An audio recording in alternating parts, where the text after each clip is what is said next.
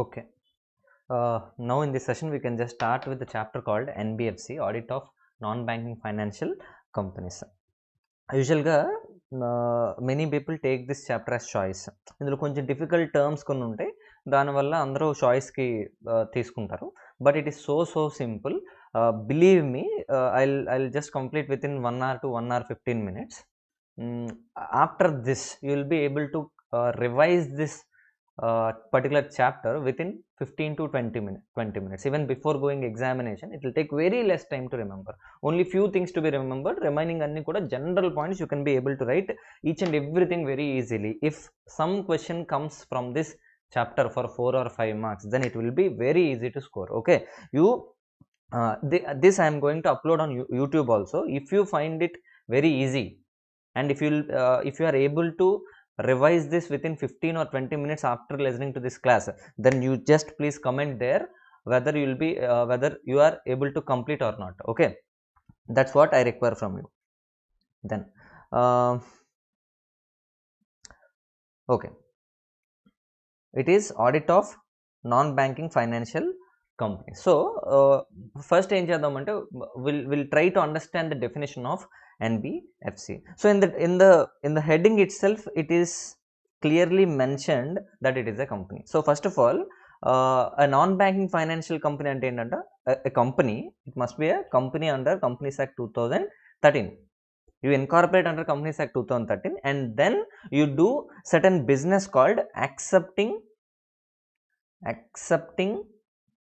deposits and lending loans. This must be your principal business, and you incorporated under Companies Act 2013.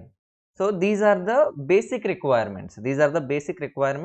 For calling a particular company as non-banking financial company. Sir, accepting deposits and lending loans ante a banking company also does the same. Oka banking company kuda em chestundi, it can accept deposits, it can lend loans. Manam banking company audit lo kuda chusam where vallu kuda ide chestunaranta. Then what is the difference between NBFC and a bank ante? Simply there are two differences which are mentioned. Very easy. Okay, yes, ఇక్కడ క్లియర్గా ఇచ్చాడు చూడండి.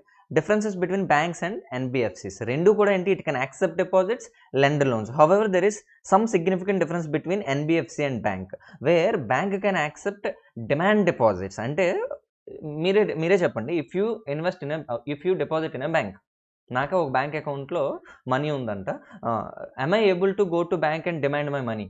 అంటే నేను అడగగానే వాళ్ళు ఇవ్వాలి. Okay, ఏటీఎంలో డ్రా చేస్తున్నానంటే ఏంటి, immediately whenever I require I can take the money from the bank. However, NBFC cannot take demand deposits. NBFC ఒకసారి మనం NBFCకి మనీ ఇచ్చామనుకోండి, as per the directions, as per the policies only they will repay. అంతేగాని demand deposits NBFC cannot accept. Okay, that is the first point. చూడండి, NBFCs cannot accept demand deposits. However రీసెంట్గా ఏం add చేశారంటే, however some NBFCs can accept term deposits.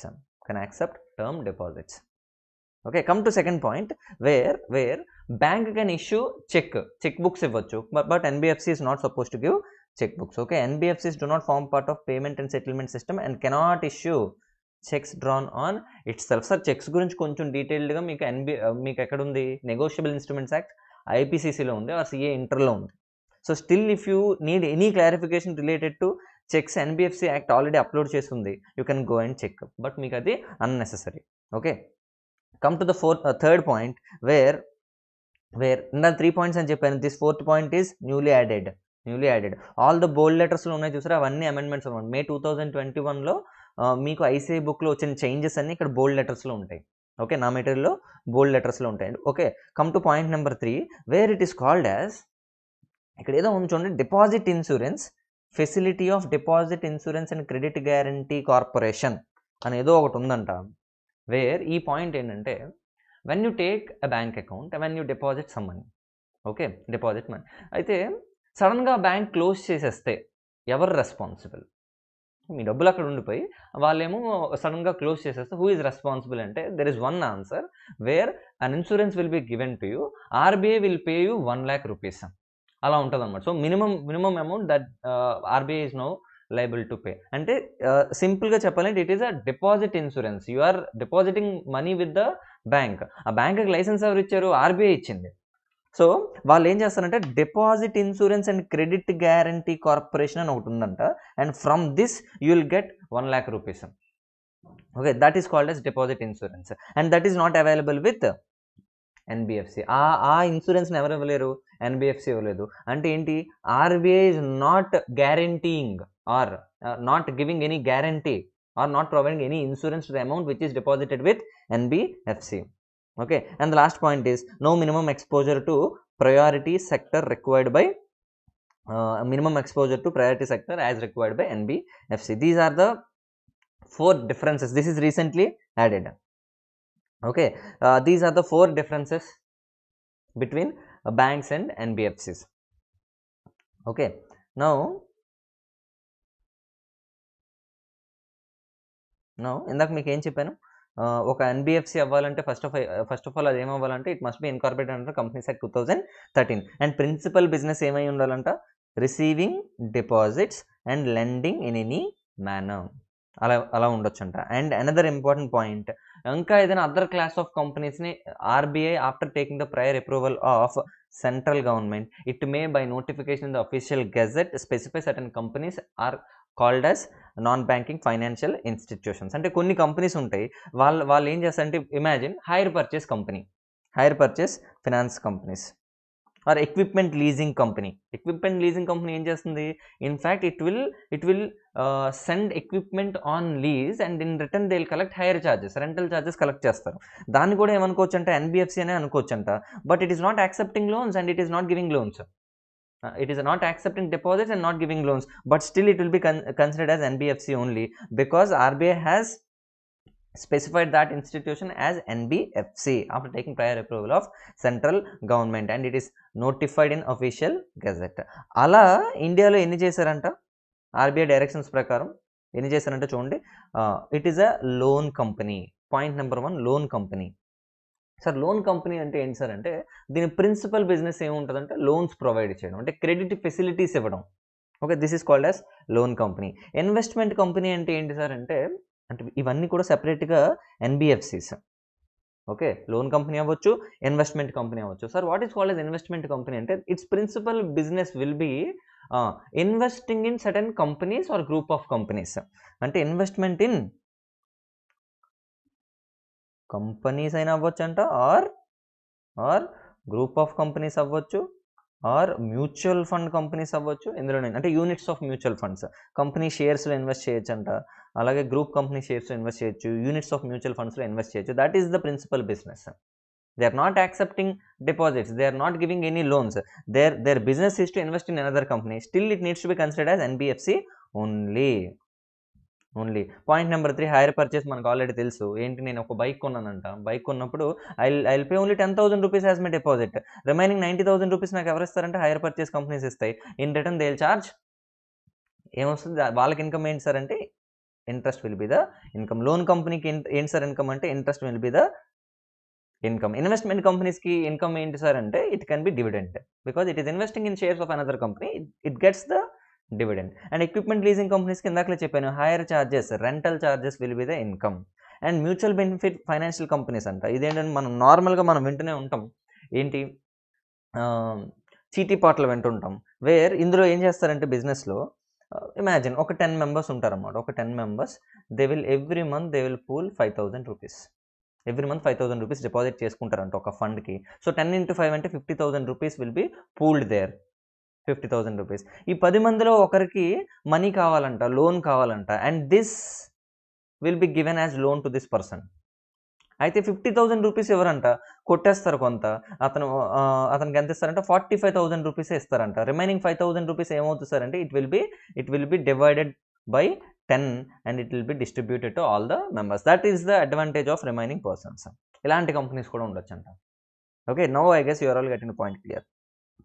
Okay, ఇప్పుడు మీరు చెప్పండి, ఒక కంపెనీని ఎన్బిఎఫ్సి అని పిలవాలంటే there are certain rules. So point number 1 ఏంటంటే ఆ కంపెనీకి సంబంధించిన బ్యాలెన్స్ షీట్ తీసుకుందాం. ఇది consider it is the balance sheet of NBFC. So this side it will be assets అంతే కదా. ఈ అసెట్స్లో ఎలా ఉంటుందంటే ఫైనాన్షియల్ అసెట్స్ ఉంటాయి, నాన్ ఫైనాన్షియల్ అసెట్స్ ఉంటాయి. ఓకే, ఈ రెండు కలిపామనుకోండి you will get total assets.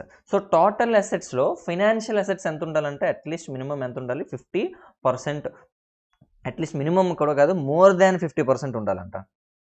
Okay, total అసెట్స్లో ఫైనాన్షియల్ అసెట్స్ ఎంత ఉండాలంటే మోర్ దాన్ 50%. అలాగే ఇది P&L అకౌంట్ అనుకోండి, P&L అకౌంట్లోంచి వచ్చిన ఇన్కమ్, P&L అకౌంట్ మనకి ఏం కనిపిస్తుంది, ఇన్కమ్ కనిపిస్తుంది.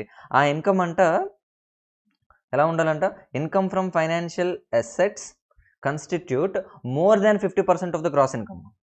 ఓకే, గ్రాస్ ఇన్కమ్లో మోర్ దాన్ 50% ఏముండాలంట, ఇన్కమ్ ఫ్రమ్ ఫైనాన్షియల్ అసెట్స్, ఈ ఫైనాన్షియల్ అసెట్స్ నుంచి వచ్చిన ఇన్కమ్ అయి ఉండాలంట. These are the 2 points. So 50% of total assets, and more than 50% of total assets must be financial assets. More than 50% of the gross income shall be from financial assets. If these two conditions are satisfied, and then that company shall take registration from RBI. RBI దగ్గర నుంచి registration తీసుకోవాలంట. And you believe me or not, and NBFC cannot function, cannot do its business without getting this RBI's registration. RBI registration లేకుండా మీకు ఏం రాదంట, మీకు business చేసే right రాదంట. However there are certain exceptions which were recently added in your book.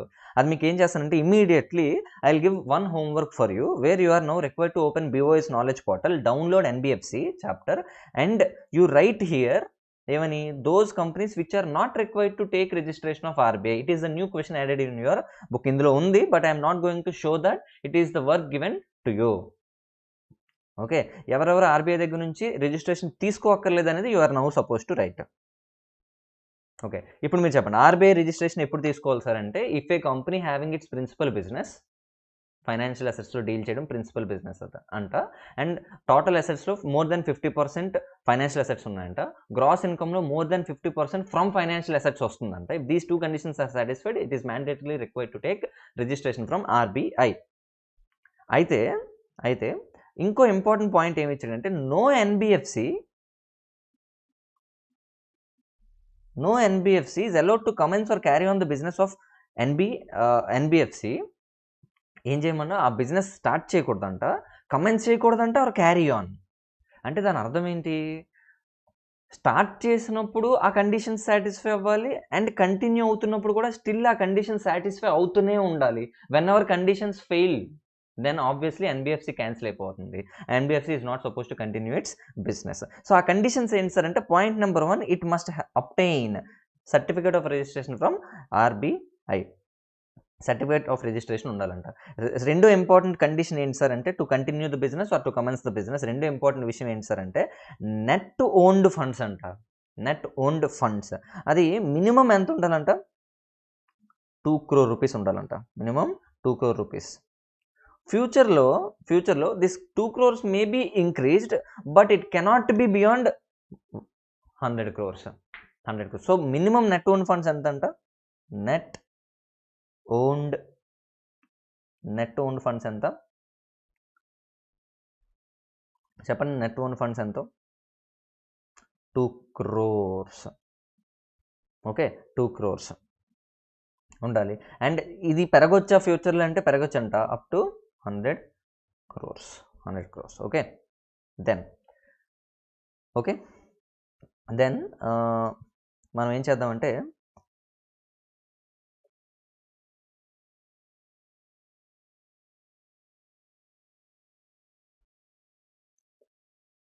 Will now go and segregate different types of NBFCs.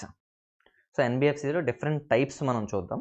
And ఇప్పుడే నేను మీకు చెప్పాను, లోన్ కంపెనీ ఉంటుంది సార్, ఇన్వెస్ట్మెంట్ కంపెనీ ఉంటుంది అని చెప్పాను. అలాగే అసెట్ ఫైనాన్స్ కంపెనీస్ కూడా ఉంటాయి. లోన్ కంపెనీ అంటే ఏంటి, ఇన్వెస్ట్మెంట్ కంపెనీ అంటే ఏంటి, ఆర్ అసెట్ ఫైనాన్స్ కంపెనీ అంటే ఏంటి, ఫస్ట్ అది చూసి, first of all then will come to this particular diagram. Okay,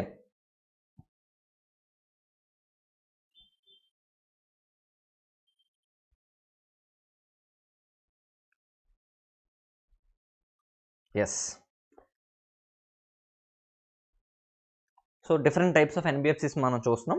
point number 1, asset finance company. Sir what is called as asset finance company అంటే ఏంటి, assets కొనుక్కోవడానికి NBFC దగ్గర నుంచి మనం లోన్ తీసుకోవచ్చు. అంటే NBFCs principal business is to provide loan to purchase machines, automobiles, generators, material equipments, industrial machines, etc. Principal business for this purpose is defined as aggregate of financing real and physical assets, supporting economic activity and income arising therefrom. అంటే వాళ్ళ principal business అది అవ్వాలని చెప్పాను, అంటే loans towards machineries or అసెట్స్కి ఇవ్వాలి. And వాళ్ళ main ఇన్కమ్లోంచి మినిమం 60%, అంటే not less than 60% of the total assets and total income ఏముండాలంట, అక్కడి నుంచే రావాలి. ఓకే, టోటల్ అసెట్స్లో కానీ టోటల్ ఇన్కమ్లో కానీ 60% వాళ్ళకి ఎక్కడి నుంచి రావాలంట, it is from financing physical assets. అక్కడ నుంచి వచ్చింది అనుకోండి, then it is called as principal business. Once ఆ ప్రిన్సిపల్ బిజినెస్ ఉందనుకోండి, then it will be called as asset finance company. No I guess you are all getting the point clear. Now second point ఏంటంటే investment company. Investment company అంటే ఏంటి sir అంటే, this company deals with securities. This company deals with securities అంటే ఒక company, అంటే ఒక NBFC it is now investing in another company, another group of companies or mutual funds, వాటిలో invest చేయడం అంట, షేర్స్ కొనుక్కోవడం అంట, దాని బిజినెస్ అది అయి ఉండాలి. And one more important point, loan companies. The main business of such companies to make loans and advances. Okay, but not for assets. Okay, అదే వర్కింగ్ క్యాపిటల్ ఫైనాన్స్ అయినా ఇవ్వచ్చంట, బట్ అసెట్స్ కోసం లోన్స్ ఇవ్వకూడదంట. అసెట్స్ కోసం లోన్ ఇచ్చారనుకోండి, ఇందులోకి వెళ్ళిపోతుంది, అసెట్ ఫైనాన్స్ కంపెనీ అయిపోతుంది. Okay, so these are the 3 ways we can segregate the formation of NBFC. NBFC మనం రిజిస్టర్ చేయాలంటే డిఫరెంట్ కేటగిరీస్ ఉన్నాయి. ఎవ్రీ కేటగిరీలో you can just register the company. Okay, అయితే ఏ కేటగిరీలో మీరు ఇన్వెస్ట్ చేస్తే దానికి కొన్ని ప్రొసీజర్స్ ఉంటాయి, those procedures you need to comply with. అయితే నాకు డౌట్ వచ్చింది, can I incorporate investment loan ఇవ్వాలనుకుంటున్నానంట, అంటే ఇన్వెస్ట్మెంట్ కంపెనీ అవ్వాలనుకుంటున్నానంట, లోన్ కంపెనీ కూడా అవ్వాలనుకుంటున్నానంట. As these are separately there, separate registrations తీసుకోవాలా, ఆ రెండింటికి కలిపి ఒకటే రిజిస్ట్రేషన్ వస్తుందా అంటే, yes, it is now possible. In 2019 they started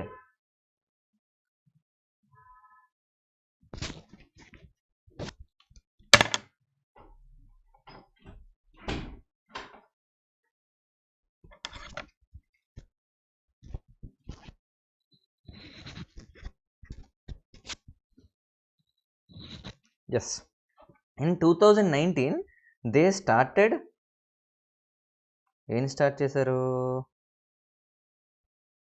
a new concept called investment and credit company. అంటే కొత్త కేటగిరీని ఒకటి క్రియేట్ చేశారంట, where investment and credit company అంటే దీని డెఫినేషన్ మనం చూసాం అనుకోండి. Just a minute, I fail to keep my mobile phone in silent mode.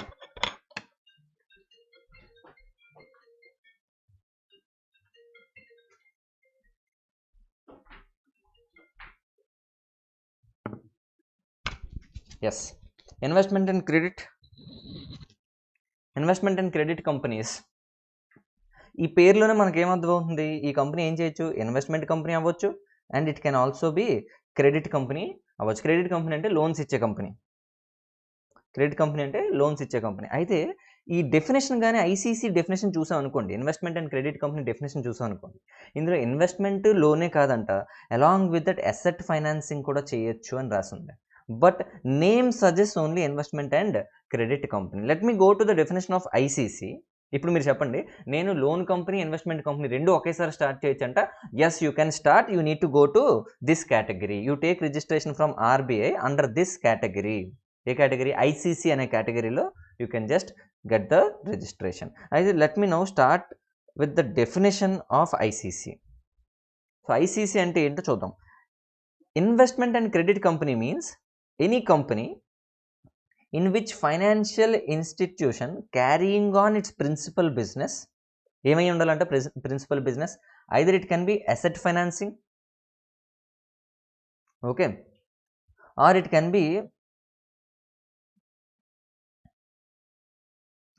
be providing the finance, whether making loans or advances. అంటే పాయింట్ నెంబర్ 2 అది, providing the finance.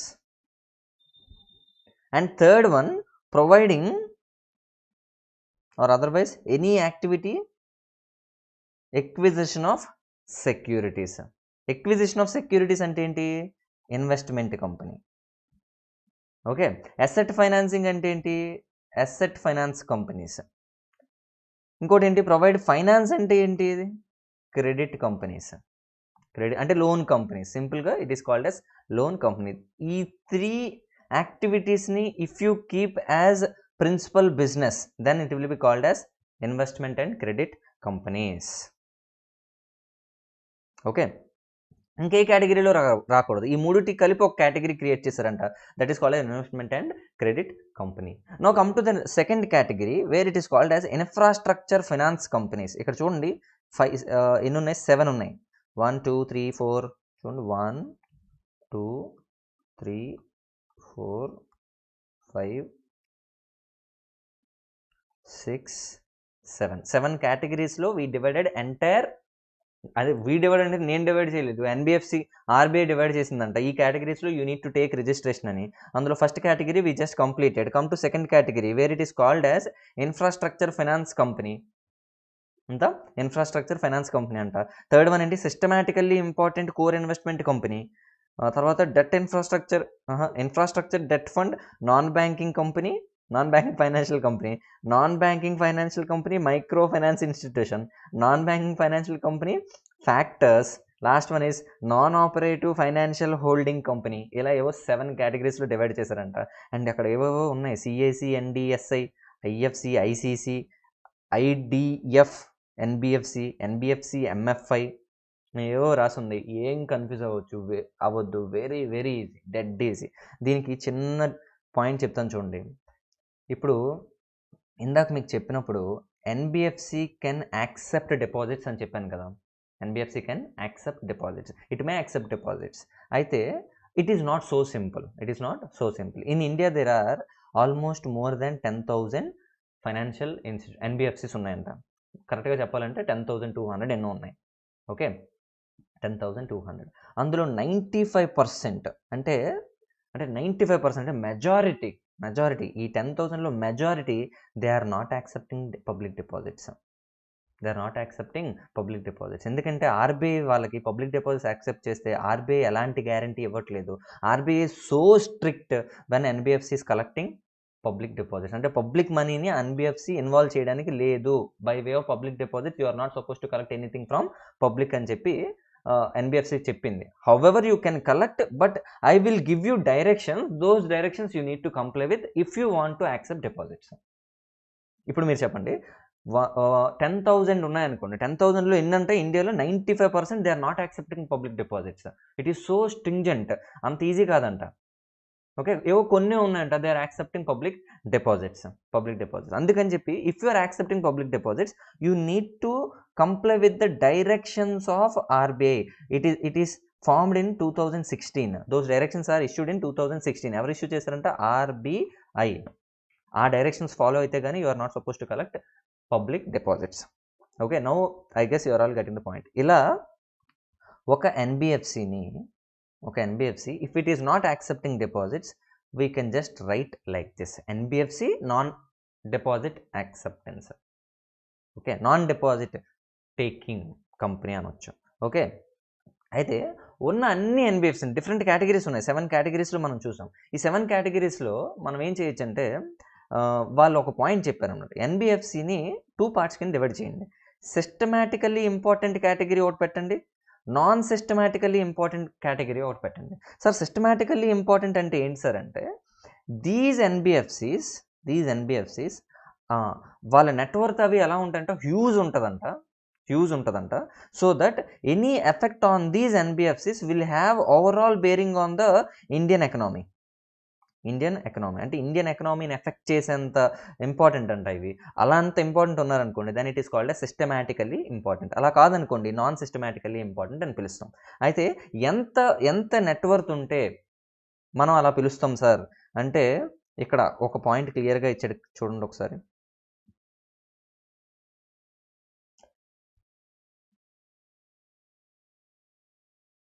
Investment companies with ఇక్కడ రండి. The NBFCs are further bifurcated on the basis of their asset size. If the asset size is below 500 crores and above 500 crores. So 500 crores kanna 500 crores or more undanukondi, it will be called as systematically important. It can accept or it may not accept the deposits, public deposits. ఇప్పుడు మీరు చెప్పండి, if an NBFC, if it is systematically important and it is not accepting deposits, how to write? అంటే NBFC ND అంటే no deposit taking company, okay, not accepting public deposits అని అర్థం, and SI అని రాయాలి. ఇలా చూడగానే మీకు ఏమర్థం అవ్వాలి? It is an NBFC, it is not taking public deposits and it is systematically important, it asset size is 500 crores or more అని చదువుకోవాలి దీన్ని. ఓకే, ఇలా డివైడ్ చేయొచ్చు. Okay, now I guess you're all getting the point clear. Okay, yes, come to second point. ఏంటి? Infrastructure finance కంపెనీస్కి రండి. Infrastructure finance కంపెనీస్కి రండి. Okay, infrastructure finance companies where a company which has net owned funds. Companies net owned funds ఏవో ఉంటుందంట, అంటే ఏంటో తర్వాత చూద్దాం. నెట్ ఓన్డ్ ఫండ్స్ అట్లీస్ట్ ఎంత ఉండాలంట? 300 crores and has deployed 75% of its total assets. So net own funds ఏమో 300, total అసెట్స్లో, అంటే టోటల్ అసెట్స్ అంటే ఏంటి? బ్యాలెన్స్ షీట్ తీసుకున్నారనుకోండి, ఇక్కడ టోటల్ అసెట్స్లో 75% అసెట్స్ అంటే ఏంటి? 75% ఆఫ్ ద మనీ దాన్ని ఎవరికి ఇవ్వాలంట? లోన్ కింద ఇవ్వాలంట for infrastructure projects. Sir infrastructure projects అంటే ఏమొస్తాయి సార్? అంటే రోడ్స్, బ్రిడ్జెస్ ఇలాంటివన్నీ వస్తాయంట. ఇన్ఫ్రాస్ట్రక్చరల్ లోన్స్కి ఇచ్చింది అనుకోండి, ఇందులో టోటల్లో 75% దానికే ఇచ్చారనుకోండి, then it is called as infrastructure finance companies. Okay, and that company shall take credit rating from approved credit rating agencies. Sir what is called as credit rating agencies అంటే, government ఏం చేస్తుందంటే కొన్ని కంపెనీస్ని they will approve and they can check the financial position of the particular entity and they will provide credit rating. Credit rating దేనికి sir అంటే, ఇప్పుడు say నేనే ఉన్నాను, I have taken loan from SBI. ఇప్పుడు నాకు కూడా ఒక సిబిల్ స్కోర్ ఉంటుంది, జనరల్లీ సిబిల్ స్కోర్. దేనికి సార్ ఆ స్కోర్ అంటే, ఇప్పుడు నేను తీసుకున్న లోన్ 1 lakh rupees ఉంటే to what extent I will be able to repay to SBI అనేది చెక్ చేయొచ్చు అనమాట. అంటే నా ఫైనాన్షియల్ పొజిషన్ బట్టి, నా పాస్ట్ స్టాటిస్టిక్స్ బట్టి, నేను ఇంతకుముందు తీసుకున్న లోన్స్ నేను ఎలా రీపేమెంట్ షెడ్యూల్స్ ఎలా ఫాలో అయ్యానని దాన్ని బట్టి they will provide me credit rating. Okay, credit rating బాగుందనుకోండి, A++ ఇలాంటివి ఉన్నాయనుకోండి, then you will be called as a good customer to a bank, a good customer to NBFC. అలా NBFC అనే కంపెనీకి కూడా ఏముండాలంట? క్రెడిట్ రేటింగ్ ఉండాలంట. ఆ క్రెడిట్ రేటింగ్ ఎంత ఉండాలంట? Minimum of A or A కన్నా అబవ్ ఉండొచ్చంట. And it shall have CRAR of 15%. Okay, capital to risk weighted assets ratio అంటాం. CRAR, capital to risk weighted assets ratio. Next స్టెప్లో చూద్దాం అందాక. సో మినిమం CRAR ఎంత ఉండాలంట? 15% ఉండాలంట. అందులో Tier 1 క్యాపిటల్ ఎంత ఉండాలి? 10% ఉండాలి. I will give you the formula, don't worry, as of now you can just ignore. You focus on the definition of infrastructure finance company. Now third type of company ఏంటో చూడండి. Third type of company systematically important core investment company. ఇవన్నీ కూడా IPCCలో NBFC చాప్టర్లో ఉన్నాయి. Okay, systematically important core investment company ఏంటో చూడండి. Sir మీకు ఇందాకలో చెప్పాను, కోర్ ఇన్వెస్ట్మెంట్ కంపెనీ అంటే ఏంటి సార్ అంటే, ఆఫ్ టోటల్ అసెట్స్ ఎంతంట? Not less than 100 crores, either individually or in aggregate with other CACs in the group. వాళ్ళు ఏం చేస్తారంట? దే విల్ ఇన్వెస్ట్, ఇక్కడ మీరు రాసుకోండి, CACs invest in other companies or group of companies. Minimum ఎంత ఉండాలంట దానికి? Total assets 100 crores. అండ్ ఇంకో ఇంపార్టెంట్ పాయింట్ ఏంటంటే, ఈ డెఫినేషన్ చదివితే కొంచెం వెరైటీగా ఉంటుంది చూడండి. ఇక్కడ which raises or holds public funds, which raises or holds public funds are called as systematically important core investment company అని రాశాడు. పక్కనేమో ఇక్కడ ఏమని రాశాడు చూడండి, సిస్టమాటికల్లీ అంటే సిఐసి ఎన్డిఎస్ఏ అని రాశాడు. సరే ఎన్డి అంటేనే ఏంటి సార్ అంటే నాన్ డిపాజిట్ యాక్సెప్టెన్స్, బట్ పైన ఏం రాశాడు, it can raise or hold public funds అని రాశాడు. It can raise or hold public funds. అయితే పబ్లిక్ ఫండ్స్కి పబ్లిక్ డిపాజిట్స్కి డిఫరెన్స్ ఉందా అంటే 100% there is difference. Okay, there are separately defined under NBFCs. In NBFCs, public funds are different and public deposits are different. Public deposits shall form part of public funds, but those two are not same. అంటే public funds అనేది ఎక్కువ అనుకోండి, అది it includes bank loans ఇలాంటివన్నీ కూడా వస్తాయి, are debentures ఇలాంటివి వస్తాయి. Public deposit is separately defined. అంటే ఇదంతా పబ్లిక్ ఫండ్స్ అనుకోండి, ఇందులో ఒక పార్ట్ పబ్లిక్ డిపాజిట్స్. సో ఈ పబ్లిక్ డిపాజిట్స్ని యాక్సెప్ట్ చేయకూడదంట. Remaining all they can take. ఈ పబ్లిక్ డిపాజిట్స్ కూడా సమ్ టైమ్స్ యాక్సెప్ట్ చేయొచ్చు if you take permission from RBI. Literal సెన్స్లో we need to study in this way. Even the definition అలా ఉన్నా కానీ you need to study in this way. When you take RBI permission you can take public deposits. Okay, this can be reiterated in such form. Public funds మీకు doubt రావచ్చు చదివినప్పుడు, public funds తీసుకోవచ్చు అని ఉంది కదా సార్, మళ్ళీ ఇక్కడ ఎందుకు ఎన్డి అని రాశాడు అంటే in general sense it is not possible to take the public deposits. It can take public funds. Okay, ఏంటంటే ఈ పార్ట్ అంతా తీసుకోవచ్చు, ఇది మాత్రం తీసుకోలేం. Okay, now I guess you are all getting the point clear.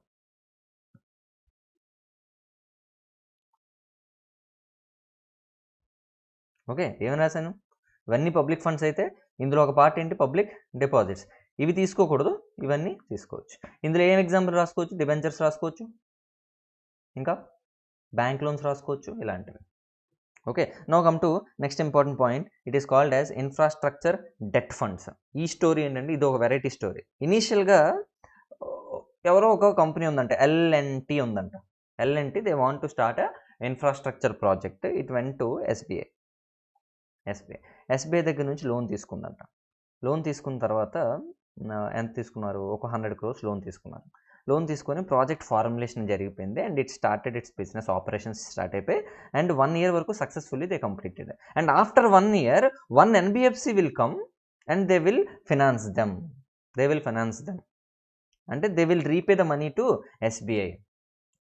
కొంత అంటే ఇప్పుడు both SBI and NBFC both are funding LNT. అంటే the NBFC will come in to picture only after the start of the project and it will become the party to tripartite agreement. అంటే ముగ్గురు parties ఉంటారు అందులో. Initially it was 2, తర్వాత ఏమైందంటే ముగ్గురు parties అవుతారంట. It is called infrastructure debt fund. No net own funds ఎంత ఉండాలంట, దానికి మినిమం 300 crores ఆర్ మోర్ ఉండాలంట. And which invest only in public private పార్ట్నర్షిప్స్లో ఇన్వాల్వ్ ఉంటారంట. And post commencement operation date, అంటే ఆపరేషన్ స్టార్ట్ అయిపోయిన తర్వాత and after 1 year has been completed after satisfactory commercial operations then it will become party to tripartite agreement. Okay, now I guess you are getting the point clear. Okay, done. So next important point ఏంటి, micro finance institutions. మనం ఇప్పటివరకు ఇంకా ఏం చూడలేదు, ఊరికి definitions చూస్తున్నాం అంతే, ఇంకా lot is there. So but we need to be clear here. అంటే ఈ పార్ట్స్ మనం కంప్లీట్ చేయకుండా నెక్స్ట్కి వెళ్ళాం అనుకోండి, you will never get confidence. ఇందులో ఏ పాయింట్స్ లేవు, ఈజీ. ఇప్పుడు మీరు చెప్పండి, ఇక్కడ చూడండి ఐడిఎఫ్ అని ఉంది. అంటే మనకు సింపుల్గా తెలుసు ఐడిఎఫ్ అంటే ఏంటి సార్ అంటే infrastructure debt fund NBFC where it will become party to tripartite agreement only after commencement of the operations and satisfactory performance of the operations for 1 year. Okay, next important point, NBFC micro finance institution. వీళ్ళు ఏం చేస్తారంటే చిన్న చిన్న లోన్లు ఇస్తారంట. Rural ఏరియాస్లో, semi urban ఏరియాస్లో చిన్న చిన్న లోన్స్ ఇస్తారంట. ఆ లోన్ అమౌంట్స్ ఎంత అయ్యి ఉండాలి, 1 lakh అయ్యి ఉండాలంట per head. 1,60,000 urban areas, semi urban areas అయితే 1,60,000. 1 lakh అయితే ఎందులోని, రూరల్ ఏరియాస్లో. ఓకే, ఇన్ఫ్యాక్ట్ లోన్ ఇవ్వడం 1 lakh కాదు, జాగ్రత్తగా కేర్ఫుల్గా చూడండి. మైక్రో ఫైనాన్స్ అంటే స్మాల్ లోన్స్ ఇస్తారు, అది ఓకే. దాని అమౌంట్ గురించి వాళ్ళు చెప్పలేదు. In fact they are telling microfinance should be given as loans to those persons whose annual income is less than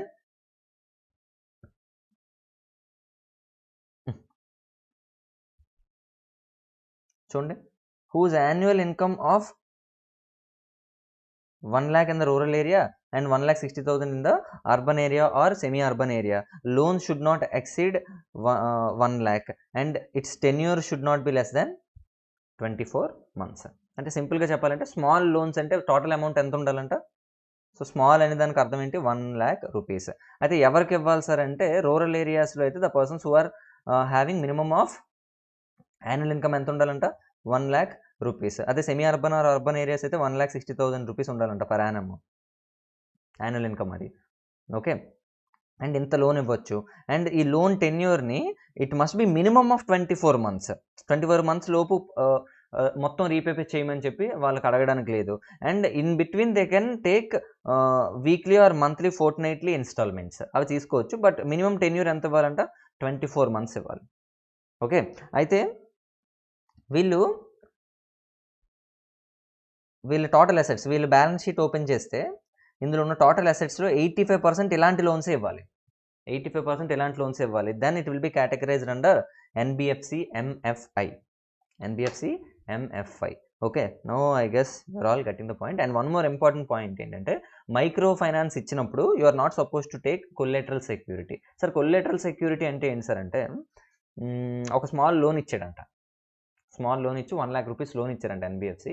in return ఏమడుగుతుందంటే సరే నీ బైక్ ఇక్కడ పెట్టి వెళ్ళారంటున్నారంట. ఏంటిది అంటే security. They are asking security of that bike to provide this loan. అలాంటివి చేయడానికి లేదు. Further loans has to be given without collateral security లేకుండా ఇస్తారు. And last 2 areas where it is called as factors. Factors అంటే ఏంటి sir అంటే simple point. Mr. Ravi has sold goods to many persons and he has some receivables of 1 lakh rupees. 1 lakh rupees. Now these receivables will be assigned to NBFC. Assigned to అంటే వీళ్ళకి assign చేస్తున్నానంట. And by assigning this 1 lakh rupees receivables which is receivable after 3 months, నేను ఇప్పుడు ఏం చేస్తున్నానంట? NBFC దగ్గర నుంచి I'm taking loans. ఆ లోన్స్కి సెక్యూరిటీ ఏం పెడుతున్నానంట? These securities, these receivables. This is called as NBFC factors. అంటే NBFC ఇప్పుడు ఎలా యాక్ట్ చేస్తున్నట్టు? It is acting as factoring చేస్తున్నట్టు. Okay, and next important point NBFC non operative financial holding companies.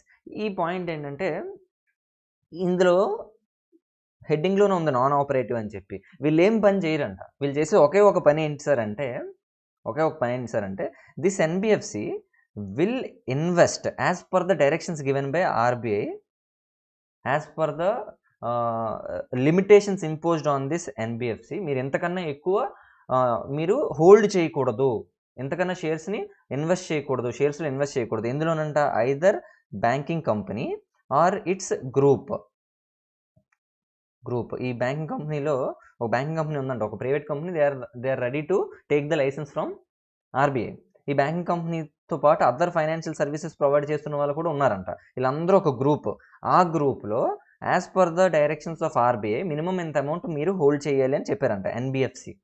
So that licence will be provided to this banking company only if some NBFC has invested in this minimum amount has been invested in this banking company or group.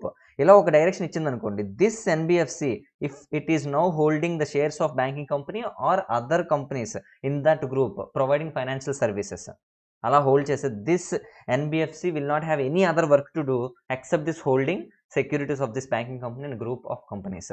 అలా చేశారనుకోండి, that is called as non operative financial holding company. Now this NBFC will be called as holding company of this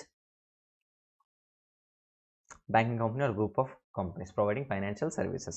These are the ways we can just segregate the entire NBFCs, where if you want to take registration in these categories, you need to take registration from RBI. Okay, now with these basic inputs, ఇవన్నీ very basics అన్నమాట. ఇవి మనకు తెలియకుండా నెక్స్ట్కి వెళ్ళిన కన్ఫ్యూజన్లోనే ఉంటాం. ఎన్బిఎఫ్సిలో ఎప్పుడు మనకు clarity రాదు. ఓకే, మనసు పెట్టి చదవలేము, ఏదో భయంగా ఉంటుంది.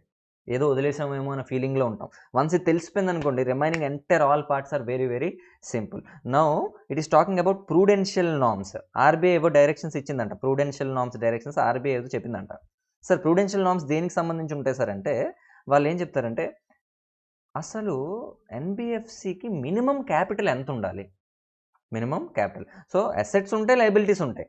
సో క్యాపిటల్ తక్కువ ఉందంట, అసెట్స్ చాలా ఎక్కువ ఉన్నాయంట, క్యాపిటల్ మాత్రం ఏమీ లేదు. అయితే దీన్ని బ్యాలెన్స్ చేయడానికి వాళ్ళు కొన్ని ఫార్ములాస్ చెప్పారు. This is the amount you need to have as your capital అని చెప్పి. So that capital requirement we're now going to study. Okay, capital requirements will form part of prudential norms. అలాగే how to recognise income, ఇష్టం వచ్చినట్టు income recognise చేయొచ్చు. So assets అనేవి ఉన్నాయి, loans ఇచ్చాం, loans నుంచి ఇంట్రెస్ట్ ఏమీ రావట్లేదంట. Still on accrual basis can you recognise, interest ఏమి రావట్లేదు, still are you be able to recognise this as income in your P&L account అంటే దానికి కొన్ని రూల్స్ చెప్పారంట. And in addition to that, మీరు ఎప్పుడైతే లోన్స్ ఇచ్చారో there are sometimes you may fail to receive those loans back. రీపేమెంట్లో failures ఉండొచ్చు, అప్పుడు స్టిల్ అది అసెట్ అవుతుందా? మీరు లోన్ ఇచ్చారు, అసెట్ అయింది, ఓకే బాగానే ఉంది. వాళ్ళు రీపే చేస్తే పర్వాలేదు, అసలు రీపే చేయలేదు అనుకోండి, still those are to be considered as assets or not, or whether any provision to be kept in your financial statements. అంటే ప్రొవిజనింగ్ రిక్వైర్మెంట్స్ కూడా చెప్పారంట. దీస్ 3 అంటే ఇంకా ఉన్నది అసెట్ క్లాసిఫికేషన్. ఒక అసెట్ మీరు ఇచ్చారు, సో అంటే లోన్ ఇచ్చారు and it has become asset. ఒక మంత్ బాగా కట్టాడంట ఇంట్రెస్ట్, 1 మంత్ కట్టాడు, సెకండ్ మంత్ కూడా సీరియస్ కట్టాడంట, థర్డ్ మంత్ ప్రిన్సిపల్ కట్టాడంటే ఇంట్రెస్ట్ కట్టలేదంట, ఫోర్త్ మంత్ 2 కట్టలేదంట. అప్పుడు స్టిల్ అది అసెట్ అవుతుందా? దీనికి సంబంధించి ఏం చేయాలంటే, okay you do one thing, you classify your assets, entire అసెట్స్ని యూ క్లాసిఫై. అయితే ఎలా క్లాసిఫై చేయాలని ఐ విల్ టెల్ యూ. ఇవే ప్రూడెన్షియల్ నార్మ్స్. ఓకే, దాన్ని ఏమంటారంట? ప్రూడెన్షియల్ నార్మ్స్ అంటారంట. అయితే క్యాపిటల్ రిక్వైర్మెంట్స్కి సంబంధించి మినిమం క్యాపిటల్ ఎంత ఉండాలంటున్నారంటే, టోటల్ క్యాపిటల్ని we can divide into 2 parts. Tier 1 capital, Tier 2 capital అంటాం. దీన్ని సెపరేట్గా I'm not going to discuss now. Tier 1 capital, Tier 2 capital అంటారంట. ఇది మినిమం ఎంత ఉండాలంట? Out of total assets. Total assets అంటే which are there in balance sheet ఒకటే కాదంట, ఆఫ్ బ్యాలెన్స్ షీట్ ఐటమ్స్ కూడా ఉంటాయంట.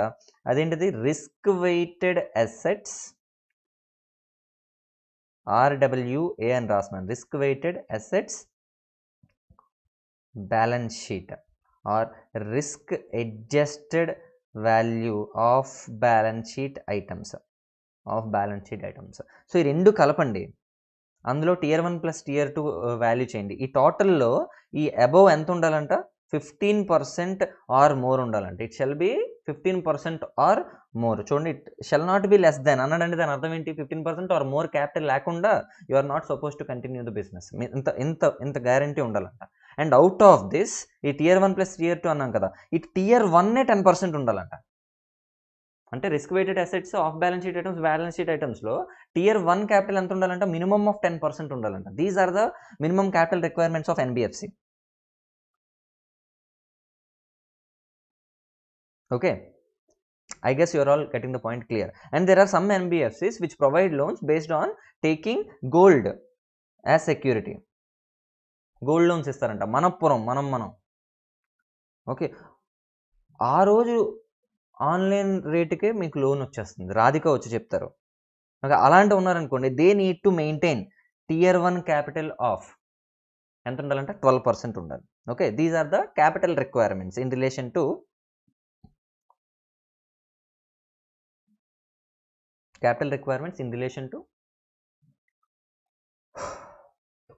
prudential norms. Okay, now I'll go and talk something related to non-performing assets, which is very very important in fact. Okay, non-performing assets గురించి మాట్లాడదాం.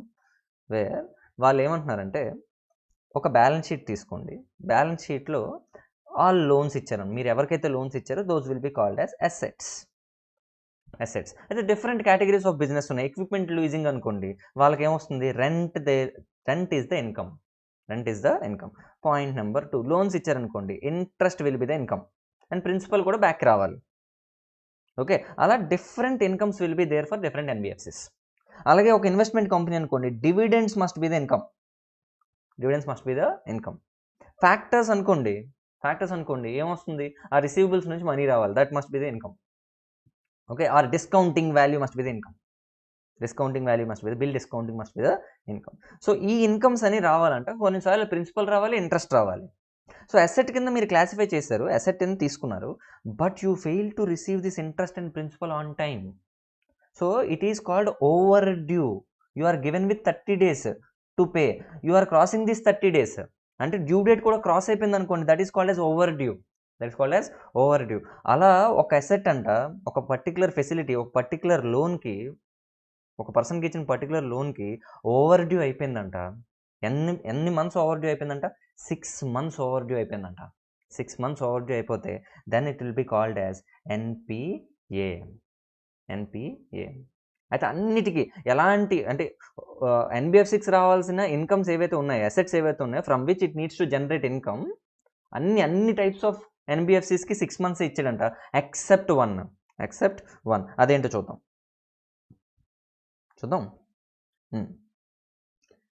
The lease rental and hire purchase instalment. అంటే దాని అర్థం ఏంటి? Equipment leasing company or hire purchase companies, వాళ్ళకి మాత్రం if overdue period is 12 months or more, అంటే మిగతా అన్నిటికీ 6 months అనుకోండి, ఒక్క దీనికి మాత్రం పాయింట్ నెంబర్ జీకి మాత్రం ఎంత అంట? Only they are given with more time period, that is called as 12 months or more. Now I guess you are all getting the point. 12 months or more ఉంటే వాటిని ఎన్పిఏ అని అనుకుంటాం. Sir why NPA sir? అసలు ఎందుకు sir NPA అంటే, వాళ్ళ బిజినెస్సే giving loans, getting income called as interest. ఆ లోన్సే ఇంట్రెస్ట్ని మనకు తీసుకురాకపోతే that will be called as non performing asset. Assets వల్ల యూజే లేదు. ఒకవేళ once it becomes non performing asset then ఏం చేయలేదు, అది మనకు సరి పర్ఫామ్ చేయట్లేదు కాబట్టి దాని ఆ అసెట్కి సంబంధించి we need to create provision in the P&L account. Provision create చేసుకుంటూ పోవాలంట. అది అసలు సరిగ్గా అస్సలు పర్ఫామ్ చేయలేదు అనుకోండి, ఎక్కువ ప్రొవిజన్ క్రియేట్ చేయాలి. If it is performing well, తక్కువ ప్రొవిజన్ క్రియేట్ చేస్తాం. అయితే దేనికి ఎంత క్రియేట్ చేయాలనేది మనకు ఎలా తెలుస్తుందంట?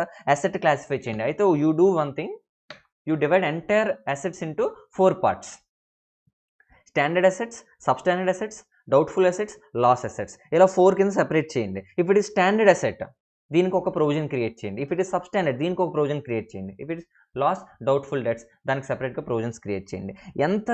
ఎంత ప్రొవిజన్ క్రియేట్ చేయాలి సార్ అంటే, first of all we need to go and see asset classification norms. Asset class when it is called as standard, when it is called as substandard, loss asset, doubtful asset, ఎప్పుడు చూడాలో చూద్దాం. And remember one thing, this H is still pending. ఆ H నేను ఇప్పుడు మళ్ళీ continue చేస్తాను. First let me now go to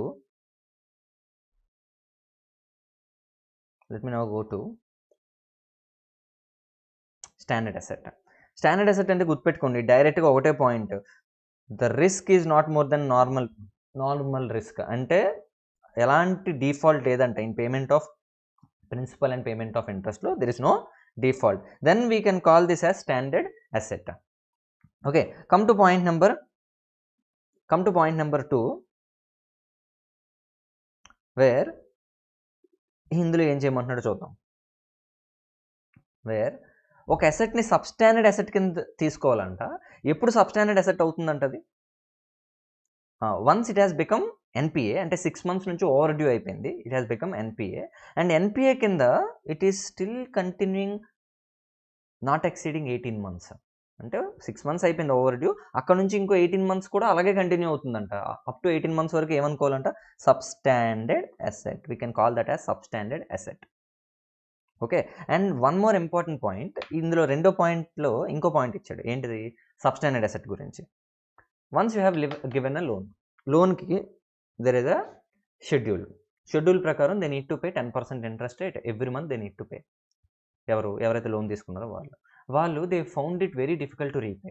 అంటే వాళ్ళకున్న బిజినెస్ బట్టి వాళ్ళకి చాలా కష్టంగా ఉందంట. They applied for rescheduling the loan. ఎవరు వచ్చారు? ఆ బారోవర్ ఎన్బిఎఫ్సి దగ్గరికి వచ్చాడు. ఇప్పుడు నో ఎన్బిఎఫ్సి ఏం చేసిందో మళ్ళీ చెక్ చేసి రీషెడ్యూల్ చేసిందంట. అంటే ఇంట్రెస్ట్ రేట్ని తగ్గించడం కానీ పెంచడం కానీ, ఆర్ టెన్యూర్ని పెంచడం కానీ, ఓకే, ఇలాంటివేవో చేశారంట. ఎవరు? ఎన్బిఎఫ్సి. అంటే సింపుల్గా ఏం చేశారంట, they renegotiated and rescheduled or restructured after the commencement of operations. Reschedule చేశారనుకోండి, that will be called as substandard asset. అప్పుడు స్టాండర్డ్ అసెట్ కేటగిరీలోకి అది రాదు. Once it is rescheduled it will come under standard asset. However once మళ్ళీ reschedule చేసిన తర్వాత 1 year ప్రాపర్గా pay చేసేస్తున్నారంట. 1 year ఎలా అవుతుందంట, సాటిస్ఫాక్టరీ పర్ఫార్మెన్స్ ఉందంట.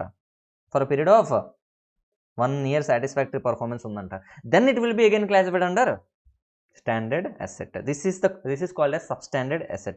Come to third point where it is called as doubtful asset. Where it is called as doubtful asset. ఈ points ఏంటి sir అంటే, ఇందాక సబ్స్టాండర్డ్లో ఉండడానికి ఏంటి 18 months తీసుకున్నాం. అంటే ఆఫ్టర్ 6 months 18 months వరకు ఏముందంట సబ్స్టాండర్డ్లో ఉందంట.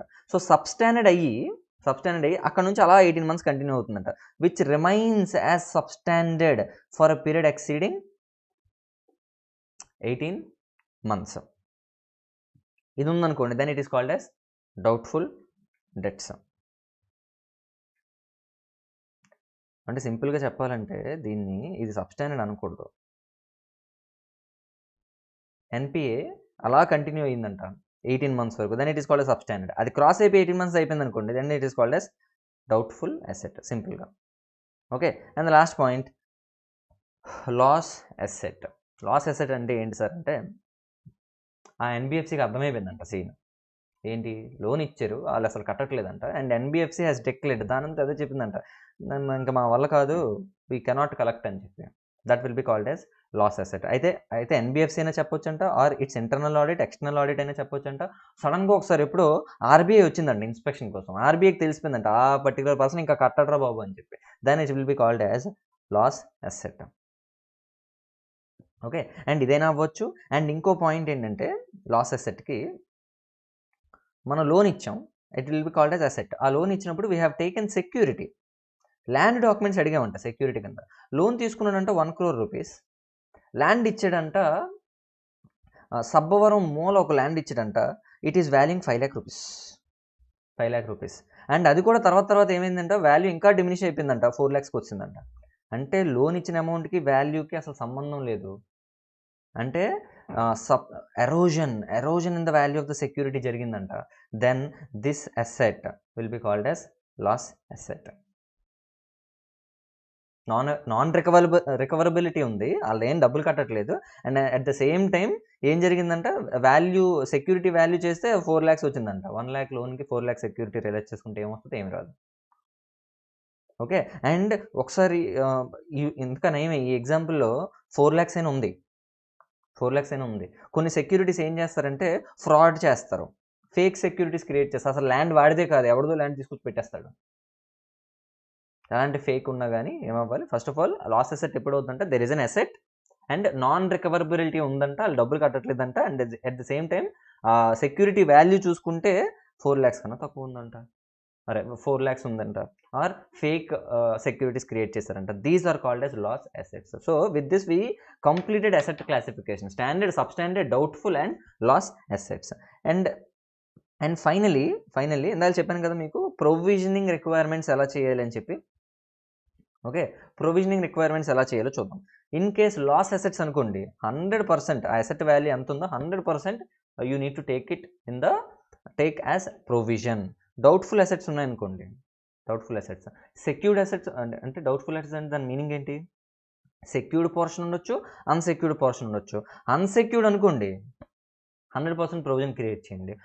సెక్యూరిటీ మీ దగ్గర ఉందనుకోండి, అప్ టు 1 year, అంటే మోర్ దెన్ 18 months అన్నాను కదా ఇందాక.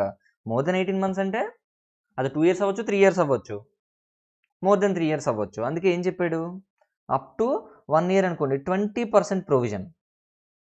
ఎంత, 20% ప్రొవిజన్ క్రియేట్ చేయండి. 1 year కూడా క్రాస్ అయిపోయింది, డౌట్ఫుల్ డెట్గా ఏమవుతుందంటే 1 year కూడా క్రాస్ అయిపోయిందంట. Then come to 1 to 3 years category, 30% provision create చేయండి. More than 3 years 50% provision create చేయండి.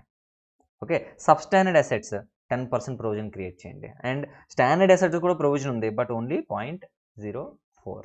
These are the provisioning requirements relating to NBFC. Okay, and one more important point ఏంటంటే, ఇందాక ఎన్బిఎఫ్సిలో H point వదిలేసాను చూసారా, most important. అదేంటి sir అంటే, ఇది మీ case స్టడీలో కూడా ఇవ్వచ్చు. ఎన్బిఎఫ్సి ఏం చేసింది, it has given loan to 1%, ఒక పర్సన్కి ఇచ్చారు. ఎవరికి ఇచ్చారు, ద మోస్ట్ డైనమిక్ పర్సన్ రవికిరణ్కి ఇచ్చారంట. ఎవరు? ఎన్బిఎఫ్సి. ఒకటి టూ లోన్స్ ఇచ్చారంట, 2 ఫెసిలిటీస్ ప్రొవైడ్ చేశారంట అతనికి. First facility it has given 1 lakh rupees. Second facility it has given 2 lakh rupees. Okay, రవికే 2 లోన్స్ ఇచ్చారంట. సో ఫస్ట్ ఫెసిలిటీ ఈ 1 lakh రూపీస్ లోన్ని చాలా సీరియస్గా సిన్సియర్గా కట్టేస్తున్నానంట నేను ఎన్బిఎఫ్సికి. అంటే ఇట్ ఈస్ స్టాండర్డ్ అసెట్. అంటే అది పక్కన పెట్టండి, స్టాండర్డ్ అసెట్ కాదో పక్కన పెట్టండి. Is it performing or not? 1 lakh loan నేను రీపే చేసేస్తాను కాబట్టి it is performing asset. Second loan ఉంది చూసారా, 2 lakh రూపీస్, చాలా కష్టంగా ఉందంట, ఇన్కమ్ లేదు. ఇన్కమ్ లేకపోవడం వల్ల ఐ ఫెయిల్డ్ టు పే. అంటే ఈ సెకండ్ అసెట్ ఏమైపోయింది? నాన్ పర్ఫార్మింగ్ అసెట్ అవుతుందా అనేది question. So the same person availing 2 facilities and he is repaying 1 facility, not repaying another facility. ఎలా వచ్చిందనుకోండి సిచ్యువేషన్, ఈ 1 lakh కూడా ఏమైపోద్ది అంటే ఎన్పిఏ అయిపోద్ది. ఈ 1 lakh కూడా ఏమైపోతుంది? నాన్ పర్ఫార్మింగ్ అసెట్ అయిపోతుంది. అంటే నాన్ పర్ఫార్మింగ్ అసెట్ అవునా కాదా అనేది it shall be taken borrower wise, not facility wise. ఒక బారోవర్ ఒక ఫెసిలిటీ దగ్గర డిఫాల్ట్ చేసాడు అనుకోండి, అన్ని ఫెసిలిటీస్కి నాన్ పర్ఫార్మింగ్ అసెట్ అయిపోతుందంట. That is most important point, case స్టడీలో కూడా అడగచ్చు. Okay, next important points, audit procedures. ఇప్పుడు వచ్చాం, ఎక్కడికి వచ్చాం? ఆడిట్కి ఇప్పుడు వచ్చాం. ఇప్పటి వరకు ఏం తెలుసుకున్నాం? జస్ట్ ఎన్బిఎఫ్సి ఏంటి, అసెట్ క్లాసిఫికేషన్ రూల్స్ ఏంటి, ప్రొవిజనింగ్ నార్మ్స్ అవన్నీ తెలుసుకున్నాం. Now audit procedures. From now it is so simple. మీకు ఇందాక చెప్పాను, NBFC is it so simple to accept public deposits అంటే no, it must comply with RBI directions. RBI డైరెక్షన్స్లో ఏవేవి చెప్పారో చూద్దాం. ఓకే, కొన్ని డైరెక్షన్స్ ఏంటో చూద్దాం. ఫస్ట్ ఆఫ్ ఆల్, అలా పబ్లిక్ దగ్గర నుంచి మీరు మనీ తీసుకోవాలంటే క్రెడిట్ రేటింగ్ కంపల్సరీ ఉండాలంట. మీకు ఏముండాలంట? Credit rating. Minimum credit rating A+ అలా చెప్తారు డైరెక్షన్స్లో. ఏది ఇస్తే అది రావాలి. So minimum level of credit rating assigned to it. This is point number 1. Come to second point, where interest మనం పబ్లిక్ డిపాజిట్ తీసుకున్నాం అంటే ఊరికే ఇస్తారా? రిటర్న్ ఏమి ఇవ్వాలి? ఇంట్రెస్ట్ ఇవ్వాలి. ఆ ఇంట్రెస్ట్ అనేది ప్రాపర్ క్యాలిక్యులేషన్ జరగాలంట. ఆడిటర్ ఏం చేయాలి? Test check whether the interest calculations are properly made and it has not been paid in excess as per specification. Agree అయిందనుకనే ఎక్సెస్ పే చేయకుండా ఉండడానికి వెరిఫై చేసుకోండి. అండ్ మీరు ఏం చేస్తున్నారు? ఆర్బీఐ ఇచ్చిన డైరెక్షన్స్ని ఎన్బిఎఫ్సి ఫాలో అవ్వాలి. దాన్ని I'm now going to check. నేను as an auditor I'm now going to check this. తర్వాత ఇంపార్టెంట్ పాయింట్, ఒక ఎన్బిఎఫ్సి ఒక పబ్లిక్ డిపాజిట్ యాక్సెప్ట్ చేయాలన్నా లేదా దాన్ని రెన్యూ చేయాలన్నా ఒక రిటర్న్ అప్లికేషన్ ఇవ్వాలంట. ఎవరు? చూడండి, NBFC should have accepted or renewed any public deposit only after return application form depositor in the specified form. వాళ్ళు అప్లికేషన్ పెడితే కానీ వీళ్ళు అది యాక్సెప్ట్ చేయకూడదు. And next important point, deposit registers maintain చేయాలంట. సార్ డిపాజిట్ రిజిస్టర్స్ ఏముంటే, when you take deposit you will issue deposit receipts. వాటి details అన్ని కలిపి you will write in the deposit registers. Okay, and one more important point, ఇది కొంచెం కేర్ఫుల్గా చూద్దాం. ఈ పాయింట్ ఏంటంటే, పబ్లిక్ డిపాజిట్స్ అనేది ఎక్కడ వస్తుంది సార్ బ్యాలెన్స్ షీట్లో అంటే ఇక్కడ వస్తుంది, public deposits. So now NBFC is accepting deposits from public and NBFC is liable to repay, right? వాళ్ళందరికీ మళ్ళీ రీపే చేయాలి. సడన్గా ఆల్ ఆఫ్ అ సడన్ ఎన్బిఎఫ్సికి ప్రాబ్లమ్స్ రాకుండా, అంటే to avoid the situation of failing in repaying the money to public, వీళ్ళు ఏం చేస్తారంటే in the directions itself RBI has specified ఈ ఎన్బిఎఫ్సి ఏం చేయాలంట, లిక్విడ్ అసెట్స్లో ఇన్వెస్ట్ చేయాలంట. లిక్విడ్ అసెట్స్లో ఇన్వెస్ట్ చేయాలి. సార్ లిక్విడ్ అసెట్స్లో ఇన్వెస్ట్ చేయడం అంటే ఏంటంటే which can be easily convertible into money so that it can B repaid to public back. అలా కొంత portion what ever the amount accepted as public deposit, out of that you need to keep in liquid assets so that you can easily convert that into money and that can be paid to ఎవరికి ఇవ్వాలి? That can be paid to public. ఇలాంటి liquid అసెట్స్ని maintain చేయమన్నారంట ఎవరు? As per the directions. Now as an auditor you go and check whether it is maintain or not. చూడండి, check whether investments made in approved liquid assets by the NBFC have been lodged with safe custody with designated scheduled commercial bank. అది liquid assets ఎక్కడ ఉండాలి? Designated scheduled commercial bank దగ్గర ఉండాలంట. And మేము ఇలా maintain చేస్తున్నాం అని చెప్పి ఆర్బీఐ దగ్గరికి వెళ్ళి తీసుకోవాలంట. ఆర్బీఐ దగ్గరికి వెళ్ళి you need to take that certificate also. Yes, we're maintaining liquid assets. Okay, and next important point, audited statement of accounts. Audited statement of accounts అంటే NBFC working the audited statements and annual returns both must be file to RBI. అయితే ఎన్ని రోజుల్లోపు చేయాలంట? Within 15 days of holding AGM. AGM అయిపోయిన తర్వాత 15 days లోపు submit చేయాలి along with auditor's report and director's report. And along with that ఇంకో point కూడా చెప్పారు, check whether NBFC has filed annual return file చేయాలంట బిఫోర్ 30th September. అంటే March 31st end అయింది అనుకోండి, దాని తర్వాత వచ్చి ఏప్రిల్ అంటే September 30th లోపు ఏం చేయాలంటే annual returns we need to file to ఎవరికి, ఇదంతా ఎవరికి ఫైల్ చేయాలి? ఆర్బీఐకి ఫైల్ చేయాలి. You can just write over there. Okay, last important point, what and auditor shall check అంటే board's resolution. Very important point. NBFC అంట which is not accepting deposits. NBFC which is not accepting public deposits. ఆ board of directors ఏమని రాయాలంట, ఏమని resolution pass చేసుకోవాలి? Board of directors, yes, we had not taken any public deposits and we are not going to take public deposits. రెండు రాయాలంట. మేము తీసుకోలేదు, తీసుకోబోము. ఈ రెండు ఎవరు పాస్ చేయాలి? BOD and board of directors, they need to conduct a meeting, pass a resolution. Okay, and కొన్ని NBFCs ఉన్నాయి కదా, ఇన్వెస్ట్మెంట్స్ చేస్తుంటాయి కదా, ఎక్కడ ఇన్వెస్ట్ చేయాలి అనేది కూడా ఎవరు డిసైడ్ చేయాలి? Board of directors, they need to conduct a meeting and in that meeting they need to identify the group in which they are going to invest. అది కూడా రాయాలి, అది కూడా చెక్ చేయాలి. That you need to check in the boards resolutions. Boards మీటింగ్కి వెళ్తే అక్కడ ఏముంటాయి, మినిట్స్ ఉంటాయి, అందులో you will come to know everything. Okay, these are the audit procedures which are to be applied by the auditor to check whether when an NBFC is accepting public deposits as per the directions of RBI. Now, few points I will be discussing now. NBFC prudential norms directions. నేను కొన్ని check చేయాలంట. So first of all as per directions ఉన్నాయా లేవా అనేది నేను check చేయాలి.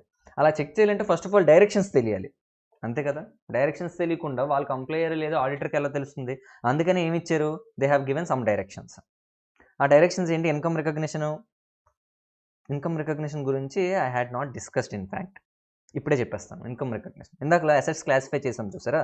Once an asset has become NPA, ఆ asset నుంచి వచ్చిన జనరల్లీ యాజ్ పర్ AS 9 ఇంట్రెస్ట్ని ఎలా రికగ్నైజ్ చేయాలి? On accrual basis. డివిడెండ్ ఎలా రికగ్నైజ్ చేస్తాం? క్యాష్ బేసిస్లో రికగ్నైజ్ చేస్తాం. But still if the dividend is declared by that company, other కంపెనీకి డివిడెండ్ డిక్లేర్ చేసిందంట, and the right to receive that dividend is established అనుకోండి, then you can recognise the dividend. Otherwise it is cash basis. Okay, there are certain general accounting principles, gap ఏదో ఉంది, generally accepted accounting principles అంట, to recognize income called interest, dividend. దీని income కింద తీసుకోవాలంటే there are some rules, అవి మీరు follow అవ్వాలి. ఇప్పుడు once it has become NPA అనుకోండి, ఇక్కడ ఎక్రూవల్ బేసిస్ అవ్వదంట, ఎక్రూవల్ బేసిస్ కొట్టేసి క్యాష్ బేసిస్లో మీరు రికగ్నైజ్ చేయాలి. Okay, this is next point. ఇలా there are certain prudential norms which are given. అవన్నిటిని మీరు ఏం చేయాలి? యూ నీడ్ టు కంప్లై అని చెప్పి ఎవరు చెప్పారు? ఆర్బీఐ కంపెనీకి చెప్పింది, ఎన్బిఎఫ్సికి చెప్పింది. నేను as an auditor no I need to check whether it has complied with that or not.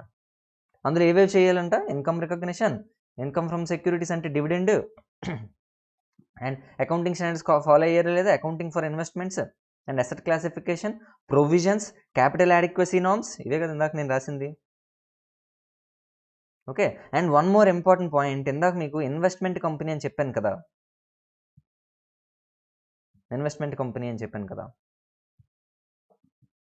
Are loan company అని చెప్పాను కదా. Loan company, a company cannot provide loan to any person. ఆ లోన్ పర్పస్ ఏమై ఉండకూడదంట? To purchase same company shares. X limited అంటే loan ఇస్తుందంట రవికి. Sir loan ఎందుకు సార్ అంటే మళ్ళీ ఎక్స్ లిమిటెడ్ షేర్లు కొనుక్కోవడానికి ఇస్తుందంట. అలాంటి లోన్ ఓవర్ యాక్షన్ చేయకూడదు ఎవరు? ఎన్బిఎఫ్సి. అలాంటివి లేకుండా చూడాలి. Prohibition on granting of loans by NBFC against its own shares. అదైనా అవ్వచ్చు, ఇంకోలా కూడా మనం ఆలోచించవచ్చు. ఆ కంపెనీ షేర్లనే సెక్యూరిటీ కింద పెట్టి లోన్ తీసుకోవచ్చు అంటే 100% నో, అది ప్రొహిబిషన్. ఇలాంటి there are some compliances. And one more next point, the prohibition on loans and investments for failure to repay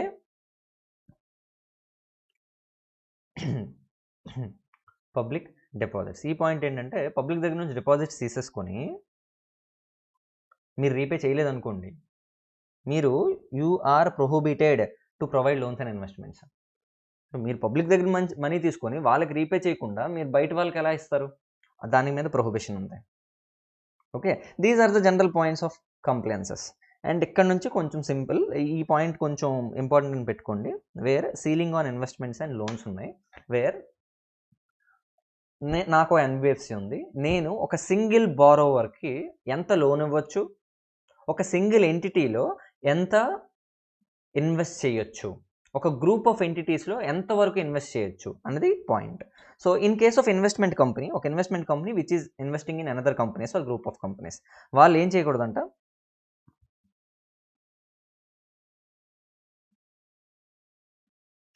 should not lend more than 15% of its own funds to any single borrower. ఒక single బారోవర్కి ఎంతకన్నా ఎక్కువ ఇవ్వకూడదు, 15% కన్నా ఎక్కువ loan ఇవ్వకూడదు.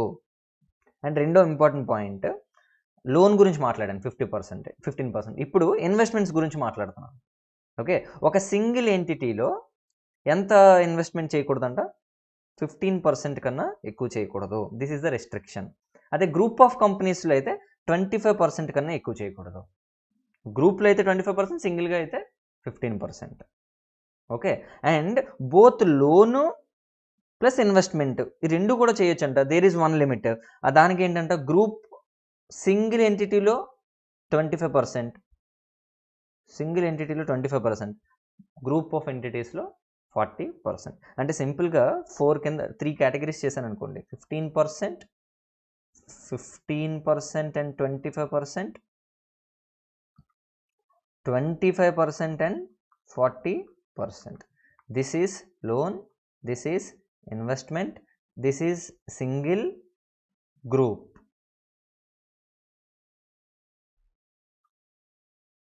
Single group ఏంటి 25, ఇదేంటిది loan plus investment single group. This is what it is given in ceiling on limits. And credit facilities కూడా ఎలా ఇవ్వాలంట, ప్రిస్క్రైబ్డ్ లిమిట్స్ ప్రకారమే ఇవ్వాలి. That is next point. NBFC policies అయితే జనరల్లీ నేను ఇందాక మీకు చెప్పాను, డిమాండ్ డిపాజిట్స్ యాక్సెప్ట్ చేయకూడదు కానీ డిమాండ్ లోన్స్ ఇవ్వచ్చు ఎన్బిఎఫ్సి. అలా కొన్నిసార్లు కాల్ లోన్స్ కానీ డిమాండ్ లోన్స్ కానీ మీరు ఇస్తున్నారు అనుకోండి, there must be policy for that company, that must be followed. చూడండి, the auditor should ensure that board of directors of every NBFC granting demand loans or call loans shall frame and implement a policy for that company. There must be policy for that company looking after demand loans and call loans. And next important point, classification of advances. Classification of advances మనకు తెలుసు, standard, substandard, doubtful. అది ప్రాపర్గా as per prudential norms చేసామా directions ప్రకారం check చేయాలి. Income on NPAs, income on NPAs మీకు ఎంత చెప్పాను కదా, ఇన్కమ్ ఆన్ ఎన్పిఏ ఎలా చేయాలి, not on accrual basis, it must be on cash basis, that is called as realisation basis. Okay, and ఇంకో థింగ్ ఏం చెక్ చేయాలంటే status of NPAs. Last year అంటే ఒక పర్టికులర్ బారోవర్ ఎన్పిఏ అయ్యాడు. In the current year you need to check whether it is still continuing as NPA or it has become regularised. అంటే స్టిల్ అలాగే ఉందా లేకపోతే వాడు పే చేస్తున్నాడా, మళ్ళీ పే చేయడం స్టార్ట్ చేసాడంది చెక్ చేసుకోండి. Then income recognition. Okay, dividend కానీ యూనిట్స్ ఆఫ్ మ్యూచువల్ ఫండ్స్ కానీ దాన్ని ఎలా చేయాలంట, cash basis. However there is an option. Sir ఏంటి సార్ ఆప్షన్ అది, right to receive the dividend is established. ఏజిఎంలో డిక్లేర్ చేస్తారంట, ఆ కంపెనీ ఏజిఎంలో డిక్లేర్ చేస్తారు, as we are issuing dividend and you have now that right to receive. ఆ right establish అయిపోయినప్పుడు you can directly receive you can directly recognise the dividend income. You don't need to wait for cash basis to recognise. This is next point. So valuation, asset వాల్యుయేషన్కి సంబంధించి, ఎందుకంటే NPA last year ఎన్పిఏలో ఉంది, still ఇంకా ఎన్పిఏలోనే continue అవుతుంది, regularise అయిపోయిందా అనే దాన్ని బట్టి చూసుకోవాలి. సో దట్ ప్రొవిజన్ మారిపోతుంది, ప్రొవిజన్ అనేది మారిపోతుంది. So that is called valuation. ఒకసారి కొంచెం కేర్ఫుల్గా చదివితే ఈజీగానే ఉంటుంది point. Okay, these are the things you need to check. These are things we need to check as an auditor in relation to NBFC. And ఇప్పటివరకు చెప్పిన కొన్ని పాయింట్స్ ఉన్నాయి కదా, those points will be repeated యాక్చువల్గా seven categories ఉన్నాయి. 7 కేటగిరీస్లో ICC అనే category ఉంది, ఫస్ట్ కేటగిరీ. దానికోసం అని చెప్పి మీకు ఒక పాయింట్ ఇచ్చారు. Okay, as an auditor how will you verify ICC అని చెప్పి ఒక పాయింట్ ఉంది. దేర్ ఆర్ ఆల్మోస్ట్ 20 పాయింట్స్ ఎన్ని ఉన్నాయి. Those are not necessary. ఈ చాప్టర్ని చూస్తే 4 to 5 మార్క్స్ వస్తాయి, మ్యాక్సిమం 3 to 5 రావచ్చు. అలాంటప్పుడు 4 మార్క్స్కి అడిగాడు అనుకోండి, అట్లీస్ట్ ఒక 10 to 11 points you need to study. In fact 10 to 11 points you need to write there. ఆ 11 పాయింట్స్లో కొన్ని పాయింట్స్ ఆల్రెడీ కవర్ అయిపోయి,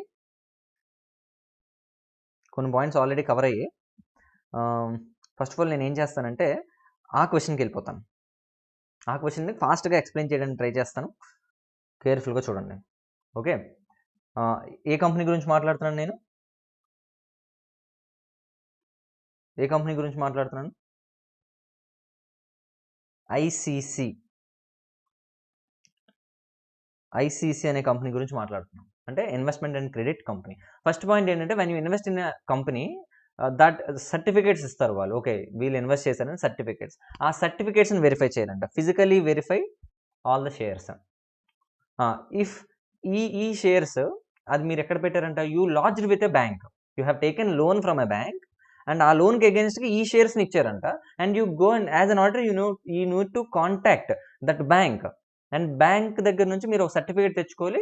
yes, these securities are with us అని చెప్పి బ్యాంక్ చెప్పాలి. స్టోరీ ఏంటో అర్థమైంది కదా? ఏంటో ఏం చేశాను నేను? Investment company. నా ఎన్బిఎఫ్సి ఏంటి? నేను ఆడిటర్ని, నా client NBFC, that to investment company. Investment company ఏం చేయాలి? It shall invest in another company. ఒకసారి ఇన్వెస్ట్ చేస్తే it will have share certificates. అవి ఫిజికల్గా వెరిఫై చేయండి. ఎక్కడ ఉంటే? ఎన్బిఎఫ్సి దగ్గర ఉంటే. ఎన్బిఎఫ్సి ఏం చేసిందంటే ఈలోపు NBFC has taken loan from a bank where it has lodged that. ఏం చేసిందంటే ఆ షేర్స్ని ఎక్కడ పెట్టిందంటే బ్యాంక్ దగ్గర పెట్టింది. Now as an auditor you can contact bank and you can get that certificate from that bank. Yes, we're having that shares with us అని చెప్పి. That is called investment certificates. Come to second point, loan. Own shares మీద loans ఇస్తారా? ఇవ్వకూడదు. ఇందాక చదివాం, no loan against own shares. Okay, అది verify చేయండి. Okay, income from investments మనకు ఆల్రెడీ తెలుసు. ఇన్కమ్ ఫ్రమ్ ఇన్వెస్ట్మెంట్స్ గురించి మనకు తెలుసు. నార్మల్గా అయితే అదే ఎన్పిఏ జరిగిపోయింది అనుకోండి, once it has become NPA, దాన్ని ఏం చేయకూడదు? ఎక్రూవల్ బేసిస్లో చేయకూడదు. ఇంట్రెస్ట్ అయితే ఎక్రూవల్ బేసిస్లో చేయకూడదు, క్యాష్ బేసిస్లోనే చేయాలి. అండ్ అనదర్ పాయింట్, డివిడెండ్ని జనరల్గా డివిడెండ్ కానీ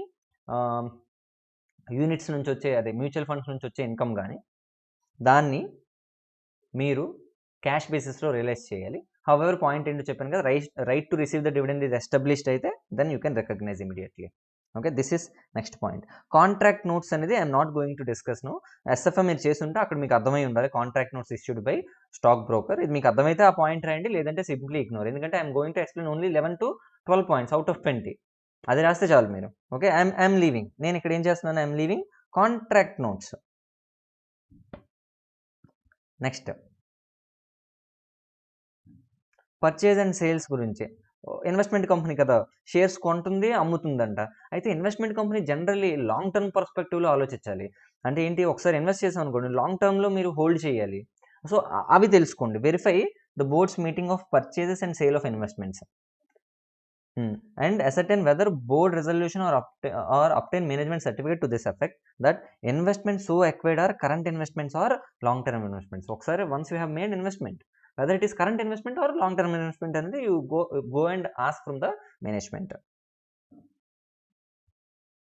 ఓకే, వాల్యుయేషన్ కూడా ప్రాపర్గా చేయమంటున్నాడు. ఎందుకు వాల్యుయేషన్ ప్రాపర్గా చేయమంటున్నాడు అంటే, as per market value you purchased shares paying 1000 rupees per share. In the next day, it has become 500. On 31st March, it has become 700. ఇప్పుడు మనం ఏం చేయాలి? 1 lakh కొనుక్కున్నా కానీ మళ్ళీ రీవాల్యూ చేయాలంట 700 రూపీస్కి. ఎందుకంటే రియలైజ్ చేస్తే వచ్చేది మీకు only 700 rupees. Then you need to comply with AS 13 in fact, accounting for investments. Those things you need to comply with. As an order you need to check whether NBFC has complied with that or not. Okay, and these two I'm not discussing. Okay, then come to next point. This also I'm not discussing. Okay, so ఐసీసీలో investment ఉంది, investment company ఉంది, loan company ఉంది. Investment కంపెనీకి సంబంధించి ఎన్ని points discuss చేసాం? As 13, 1, 2, 3, 4, 5, 6 points discuss చేసాం. 6 points. And the similar way మనం లోన్ కంపెనీకి కూడా ఒక 4 or 5 పాయింట్స్ డిస్కస్ చేద్దాం. లోన్ కంపెనీకి. ఓకే, లోన్ ఇచ్చినప్పుడు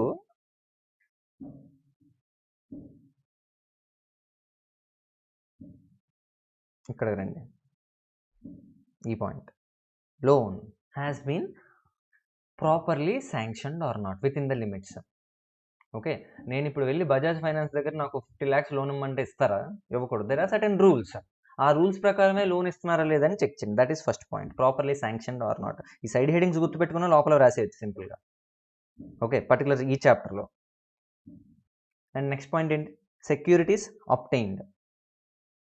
సెక్యూరిటీస్ అబ్టైన్ అంటే ఏంటి? సెక్యూరిటీ అబ్టైన్ అంటే లోన్ తీసుకున్నాం, లోన్ అదే ఎన్బిఎఫ్సి లోన్ ఇచ్చింది, ఇన్ రిటర్న్ సెక్యూరిటీ కలెక్ట్ చేయాలి కదా, దాని గురించి మాట్లాడుతాను.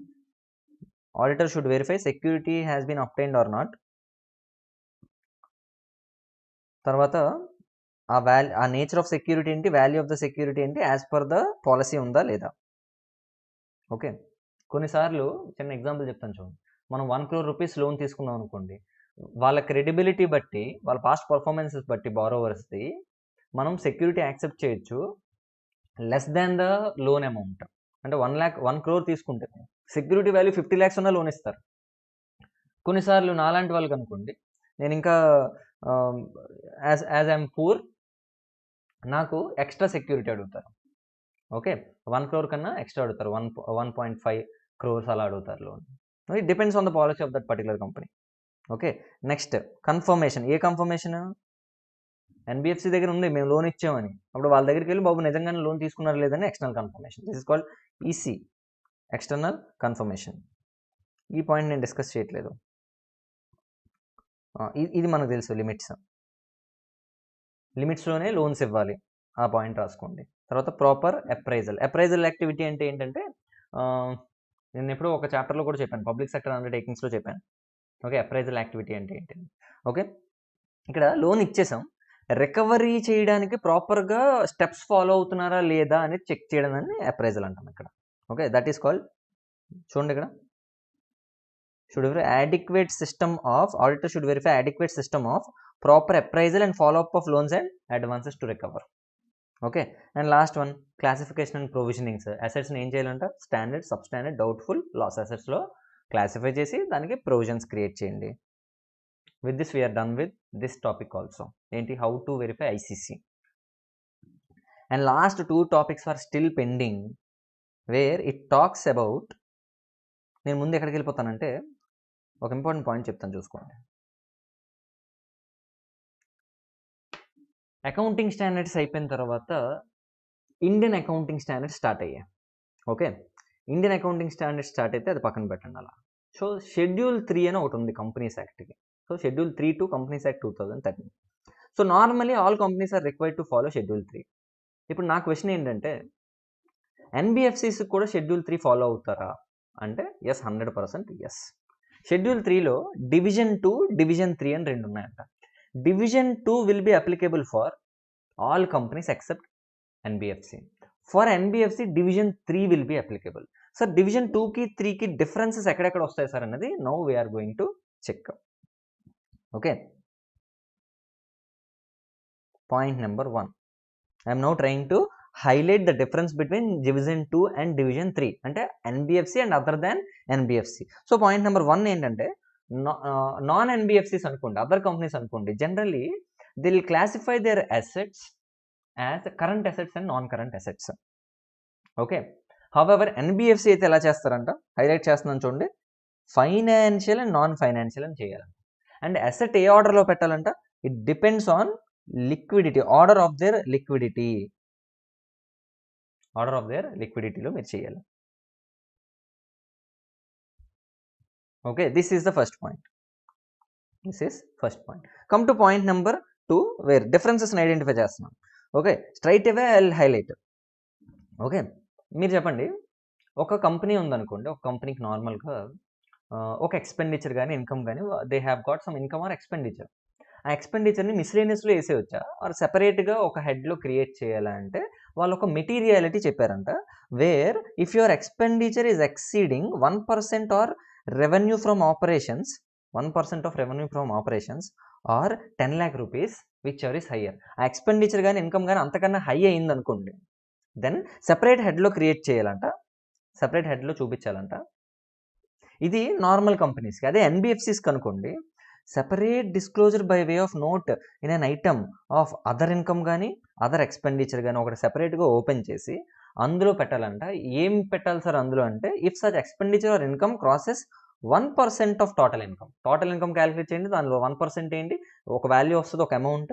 ఆ అమౌంట్ కన్నా ఎక్కువ కానీ ఒక ఎక్స్పెండిచర్ కానీ ఒక ఇన్కమ్ కానీ ఉందనుకోండి, దానికి సెపరేట్ డిస్క్లోజర్ కావాలంట under other income or other expenditure head.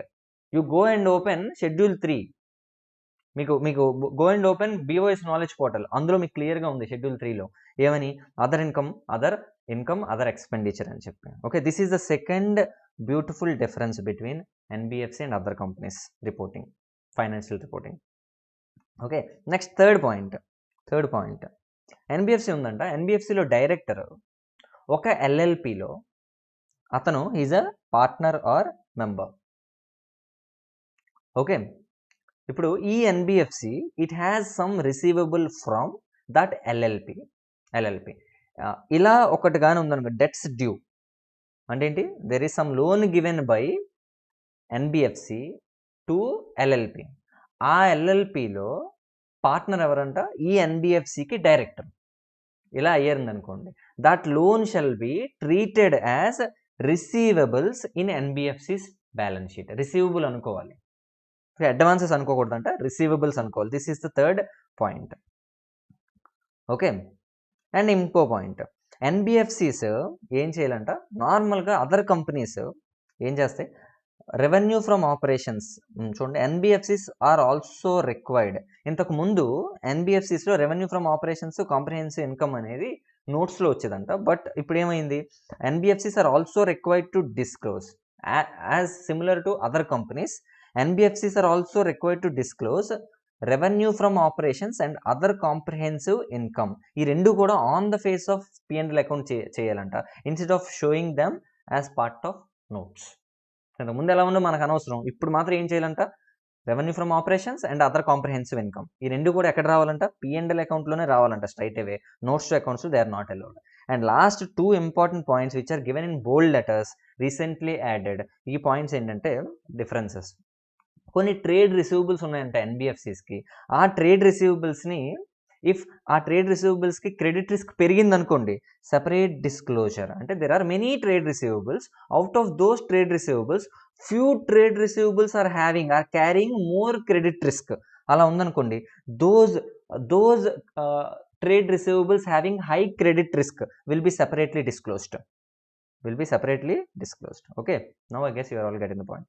Last important point ఏంటంటే, the conditions or restrictions for distribution. ఈ పాయింట్ ఏంటో చెప్పేస్తాను, అవన్నీ చదవడం వేస్ట్. ఓకే, స్టాట్యుటరీ రిజర్వ్స్ అన్నవి there is something called a statutory reserves. కొన్ని లాస్ చెప్తాయంట కొన్ని కంపెనీస్కి, you need to maintain this statutory reserve అని చెప్పి. దాన్ని ఏ పర్పస్ కోసం వాడకూడదంట, ఎక్సెప్ట్ ఆ లా ఏం చెప్తే దానికే వాడాలి. Okay, that law will put some restrictions on this company to use this statutory reserves. ఇప్పుడు ఆ రెస్ట్రిక్షన్స్ని నోట్స్ టు అకౌంట్స్లో రాయాలంట. The conditions and restrictions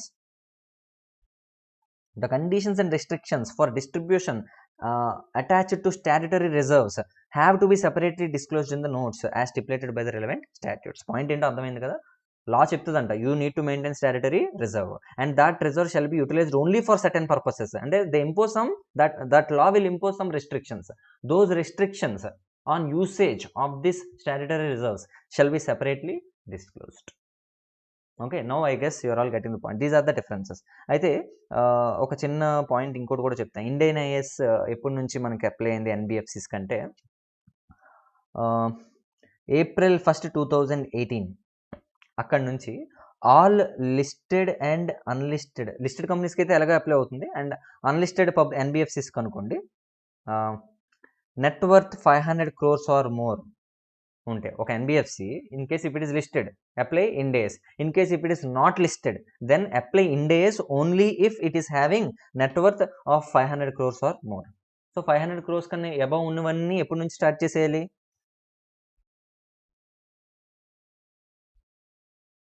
April 1st 2018 నుంచి they need to start. Okay, అయితే ఇదంతా ఎప్పుడు April 1st 2018. తర్వాత April 1st 2019 వచ్చిందంట. అప్పుడేం జరిగింది, లిస్టెడ్ అయితే ఎనీవే ఆల్రెడీ కవర్ అయిపోయింది. 2018లోనే they have started preparing their financial statements as per Ind AS. అయితే కొన్ని ఎన్బిఎఫ్సిస్ మోర్ దెన్ 500 అయితే ఆల్రెడీ వాళ్ళు కూడా స్టార్ట్ అయిపోయాయి. ఎప్పుడు 2018 నుంచే. అయితే కొన్ని ఉండిపోయాయంట. ఆ కొన్ని ఏంటి సార్ అంటే more than 250 crores. So unlisted NBFCs having net worth of 250 crores or more but less than 500. ఎందుకు 500 అంటే ఆల్రెడీ అయిపోయింది. సో 2019లో 250 కన్నా అబవ్ ఉన్నవన్నీ కూడా ఇందులోకి వస్తాయంట. ఇండియన్ ఏఎస్ ఫాలో అవ్వాలని చెప్పారంట. This is the applicability of ఏంటిది net worth, based on net worth, applicability of Indian accounting standards. ఆ నెట్వర్త్ని ఎలా క్యాలిక్యులేట్ చేయాలంటే take the stand alone financial statements, take the net worth from financial statements as on 31st March 2016. If the company is incorporated after 2017లో చేశారనుకోండి, first వచ్చే closing date అంటే 2017 March 31st. It is incorporated in 2019 అనుకోండి, 2019కి అదే March 31st తర్వాత వచ్చే first end close year ఏదైతే వచ్చిందో అప్పుడు స్టార్ట్ చేసుకోండి. అదే ముందు నుంచి ఉందనుకోండి, 31st March 2016 రోజు బ్యాలెన్స్ షీట్ ఓపెన్ చేయండి, నెట్వర్త్ క్యాలిక్యులేట్ చేయండి. Based on that you determine whether to apply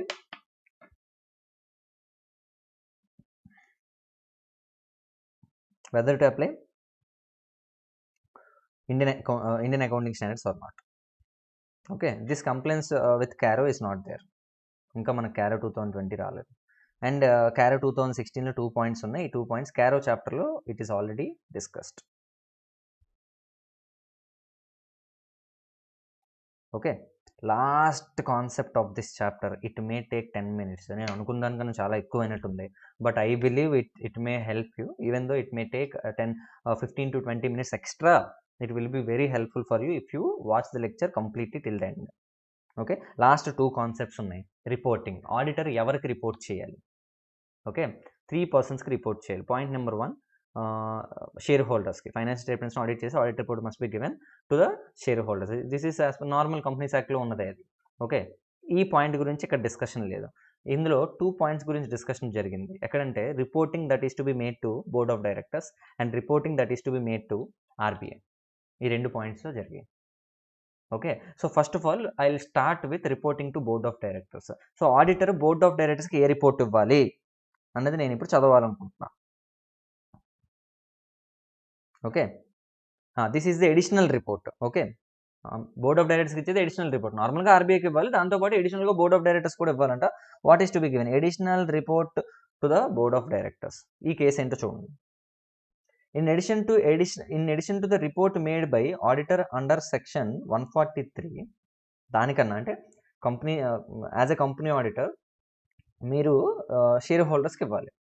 దాంతోపాటు ఎడిషనల్గా ఎవరికి ఇస్తున్నారు? ఆర్బీఐకి ఇస్తున్నారు, అండ్ ఇంకా ఎవరికి ఇస్తున్నారంట? బోర్డ్ ఆఫ్ డైరెక్టర్స్ కూడా ఇస్తున్నారు. అయితే బోర్డ్ ఆఫ్ డైరెక్టర్స్కి ఇచ్చే రిపోర్ట్లో ఏం రాయాలి సార్ అంటే point number 1, now what ever I discuss it is applicable for all NBFCs, whether it is accepting public deposits or not accepting public deposits. ఏం పాయింట్స్ అంటే మీకు క్లియర్గా అర్థమైపోతుంది చూడండి. కంపెనీ దగ్గర సర్టిఫికేట్ ఉందా లేదా, సర్టిఫికేట్ ఆఫ్ రిజిస్ట్రేషన్ ఉందా లేదా ఫ్రమ్ ఆర్బీఐ, పాయింట్ నెంబర్ 1 అది రాయండి. అండ్ తర్వాత there is a criteria, financial assets 50% ఉండాలి, ఇన్కమ్ 50% ఉండాలి ఫ్రమ్ ఫైనాన్షియల్ అసెట్స్ అని చెప్పి there is a criteria for taking registration. ఆ క్రైటీరియా మ్యాచ్ అవుతున్నారా లేదా 31st Marchకి అన్నది రాయాలి. ఓకే, ఇన్ కేస్ 2021 అనుకోండి, 21 March 31స్ట్కి ఆ ఫైనాన్షియల్ అసెట్స్కి 50 టోటల్ అసెట్స్లో ఫైనాన్షియల్ అసెట్స్ 50% ఉండాలి, టోటల్ ఇన్కమ్లో 50% ఫ్రమ్ ఫైనాన్షియల్ అసెట్స్ రావాలి అని రాసాం కదా, అది మ్యాచ్ అవుతుందా లేదా అంటే ఫస్ట్ పేజ్లో మనం చదివాం. And point number 3, net owned funds చదివాం 2 crore rupees, maximum 100 crore rupees, 100 crore rupeesకి రైజ్ చేయొచ్చు. ఆ పాయింట్స్, ఆ 3 పాయింట్ల గురించి we have discussed. Requirement of net owned funds, దీని గురించి మనం అన్ని ఏ ఎన్బిఎఫ్సికైనా we need to write a report on this and we need to submit to ఎవరికి? Board of directors. Come to next point. In case ఇప్పుడు చెప్పే పాయింట్లు ఎవరికి అప్లై అవుతుందంట? Only company accepting, NBFC accepting public deposits. Easy points ఉంటాయి, డైరెక్ట్గా highlight చేస్తాను చూడండి. As per directions NBFC is allowed to take only imagine ఒక 100 crores అనుకోండి. ఇప్పుడు as an auditor I'm going to check whether that public deposit is within the limits admissible to the company. Within the limits ఉన్నాయా లేవా. Point number two in case within the limits కన్నా extra తీసుకుంటే, అంటే excess తీసుకుంటే, then NBFC whether it is taking corrective action, regularize చేస్తున్నారా లేదా, అంటే మళ్ళీ రీపే చేసేస్తున్నారా లేదా. This is second point. Come to third point, where public deposits తీసుకున్నప్పుడు క్రెడిట్ ఉండాలి, అదే క్రెడిట్ రేటింగ్ ఉండాలని చెప్పాను. సో క్రెడిట్ రేటింగ్ A+ ఉండాలి. అది లేకుండా you cannot take public deposits. Okay, అది ఉందా లేదా అది నెక్స్ట్ పాయింట్. చూడండి, whether NBFCs have accepted public deposits without minimum investment grade rating, minimum investment grade credit rating from approved credit rating agency. వాళ్ళు ఏం చేస్తారని నేను మనకు తర్వాత చెప్పాను. ఇవన్నీ కూడా ఏ డైరెక్షన్స్, 2016లో వచ్చిన డైరెక్షన్స్, ఆర్బీఐ ఇచ్చిన డైరెక్షన్స్. ఓకే, ఇప్పుడు పబ్లిక్ డిపాజిట్ యాక్సెప్ట్ చేస్తే this is third point. I guess you're all getting third point very very clear. And fourth point చూద్దాం. క్యాపిటల్ అడిక్వసీ రేషియో గురించి మాట్లాడాను. 15% ఉండాలని. అది ఉందా లేదా, అది క్యాలిక్యులేట్ చేసి రిటర్న్లో మనం సబ్మిట్ చేసాం ఆర్బీఐకి, అది కరెక్టా కాదా అన్నది రాయాలంట. ఓకే, అండ్ క్రెడిట్ రేటింగ్ అనేది still it is in force or not. Credit rating ఎప్పుడో 3 సంవత్సరాల క్రితం తీసుకుని అదే కంటిన్యూ అవ్వదు కదా, which is in force or not. తర్వాత అండ్ క్రెడిట్ రేటింగ్ ఇచ్చినప్పుడు ఆ క్రెడిట్ రేటింగ్ ఏజెన్సీ ఏం చెప్పిందంటే, this is the maximum amount you can take as loan so that you will be able to repay. Loan అంటే public deposit. This is the maximum amount you can take as public deposit so that you will be able to repay. అలా చేస్తేనే నీకు అవుతుందని it has put some limitations. ఆ limitations లోపలనే ఇచ్చామా లేదా అంటే చూడండి, aggregate amount of deposits outstanding has exceeded the limit specified by such credit rating agency. తర్వాత వెదర్, ఇవన్నీ ఏంటి ఎవరికి రిపోర్ట్ చేస్తున్నాం, బోర్డ్ ఆఫ్ డైరెక్టర్స్కి. Whether company has violated any restrictions on acceptance of public deposits. Public డిపాజిట్స్ని violate చేసామా అంటే ఏదైనా పబ్లిక్ డిపాజిట్ యాక్సెప్ట్ చేయడానికి దెర్ ఆర్ సమ్ రెస్ట్రిక్షన్స్. ఆ రెస్ట్రిక్షన్స్ని వైలేట్ చేస్తూ are you taking any public deposits. This is point number 6. Come to next point, where are you regular in depositing or repaying the public deposit along with interest regularly or not. This is next point. Prudential norms lo edaina comply ayyava leda, prudential norms ni comply ayyava leda, liquid assets maintenance requirement match aytunava leda. Okay, ikkada bank ani ochindante evaru anukuntunnaru, RBI. Okay, whether ఆర్బీఐకి every on regular basis you need to file returns. ఇందాక చెప్పాను returns file చేయాలి 30th September లోపు. అది file చేస్తున్నావా లేదా. ఇవన్నీ ఎవరెవరికి చెప్తున్నారు, బోర్డ్ ఆఫ్ డైరెక్టర్స్కే ఆడిటర్ చెప్తున్నాడు. Okay, whether quarterly return on prudential norms పంపిస్తున్నావా లేదా. యాన్యువల్ రిటర్న్ గురించి కాదు, యాన్యువల్ రిటర్న్ అయితే 30th September, క్వార్టర్లీ రిటర్న్ వేరు. ప్రూడెన్షియల్ నామ్స్ కంప్లైంట్స్ గురించి క్వార్టర్లీ రిటర్న్ ఆర్బీఐకి పంపిస్తున్నావా లేదా. వెదర్ నా కంపెనీ కొత్త బ్రాంచెస్ ఓపెన్ చేసిన ఓల్డ్ బ్రాంచెస్ని క్లోజ్ చేసేస్తున్నా, వాటికి సంబంధించిన డీటెయిల్స్ కంపెనీ ఆర్బీఐకి ఇస్తున్నానా లేదా అనేది next point. Number 12. Okay, so these are the requirements what companies auditor needs to include in the auditors report, in the report that is to be given to board of directors. And in case if it is accepting public deposits, not accepting public deposits anukondi, it is given for you as homework. ఎందుకంటే same 5 points as it is repeat అవుతాయి. అవే పాయింట్లు ఇక్కడ కూడా ఉంటాయి, 5 points ఉంటాయి, ఇన్ని ఎక్కువ ఉండవు. That is given for you as homework. And లాస్ట్కి వచ్చాం, where the company has obtained a specific advise from RBI దగ్గర నుంచి కంపెనీకి వచ్చింది, you are not required to take registration అని చెప్పి వచ్చిందంట. అది కూడా మనం చెప్పాలి. Okay, you are not required to take registration, this is the advice given from RBI.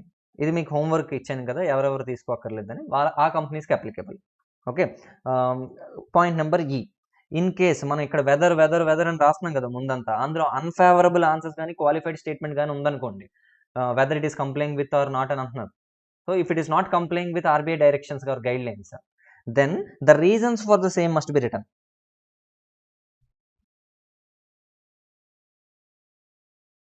State the reasons for such unfavorable or qualified statement.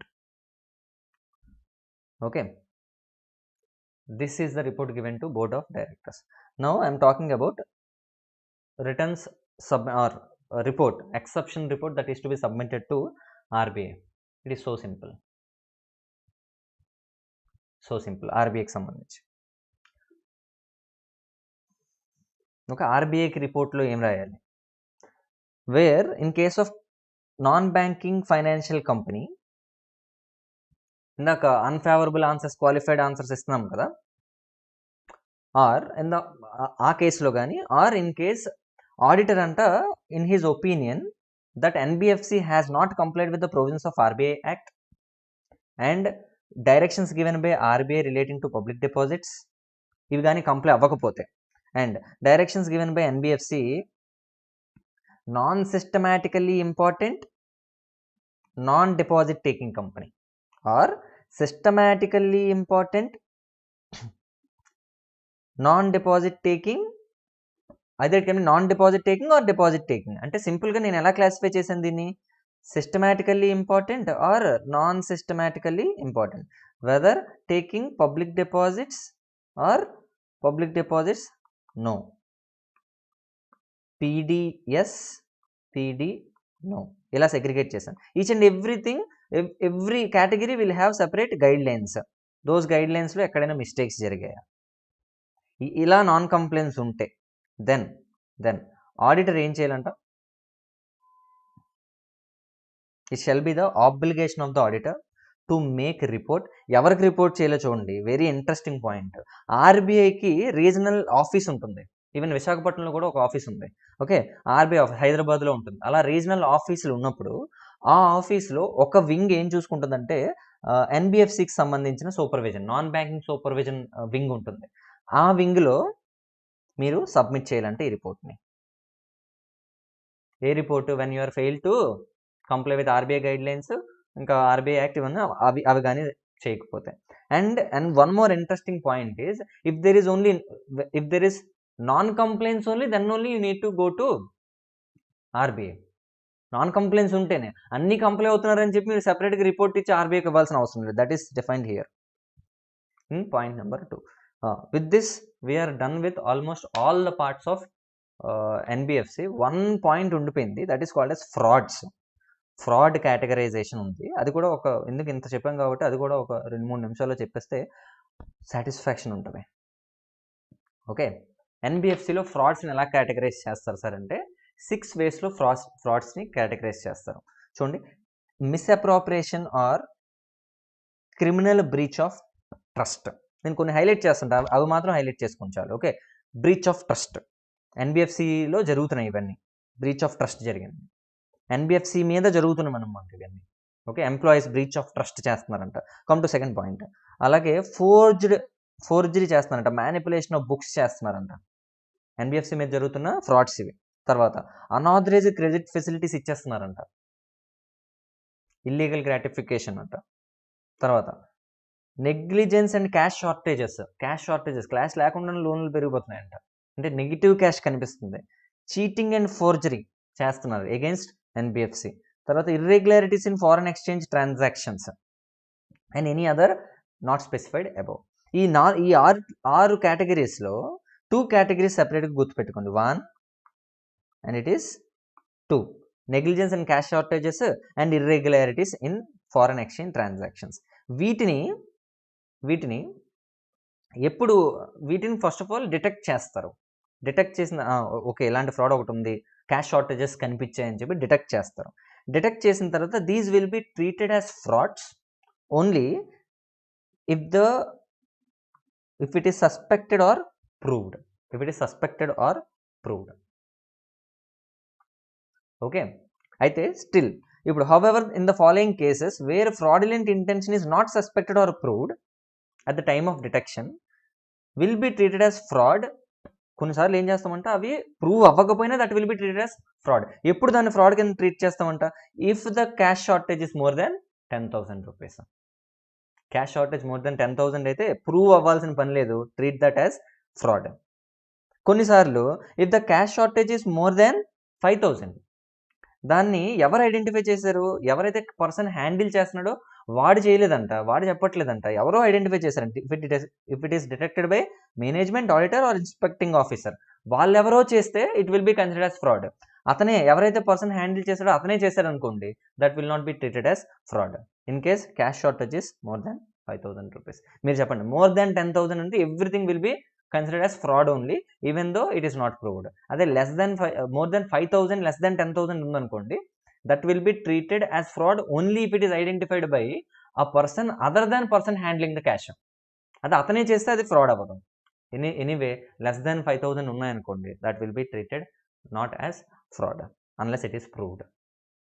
Okay, with this I can just be able to complete entire NBFC chapter, which will be uploaded on YouTube also. You can go and refer. Okay, with this I am just closing the session. Thank you so much.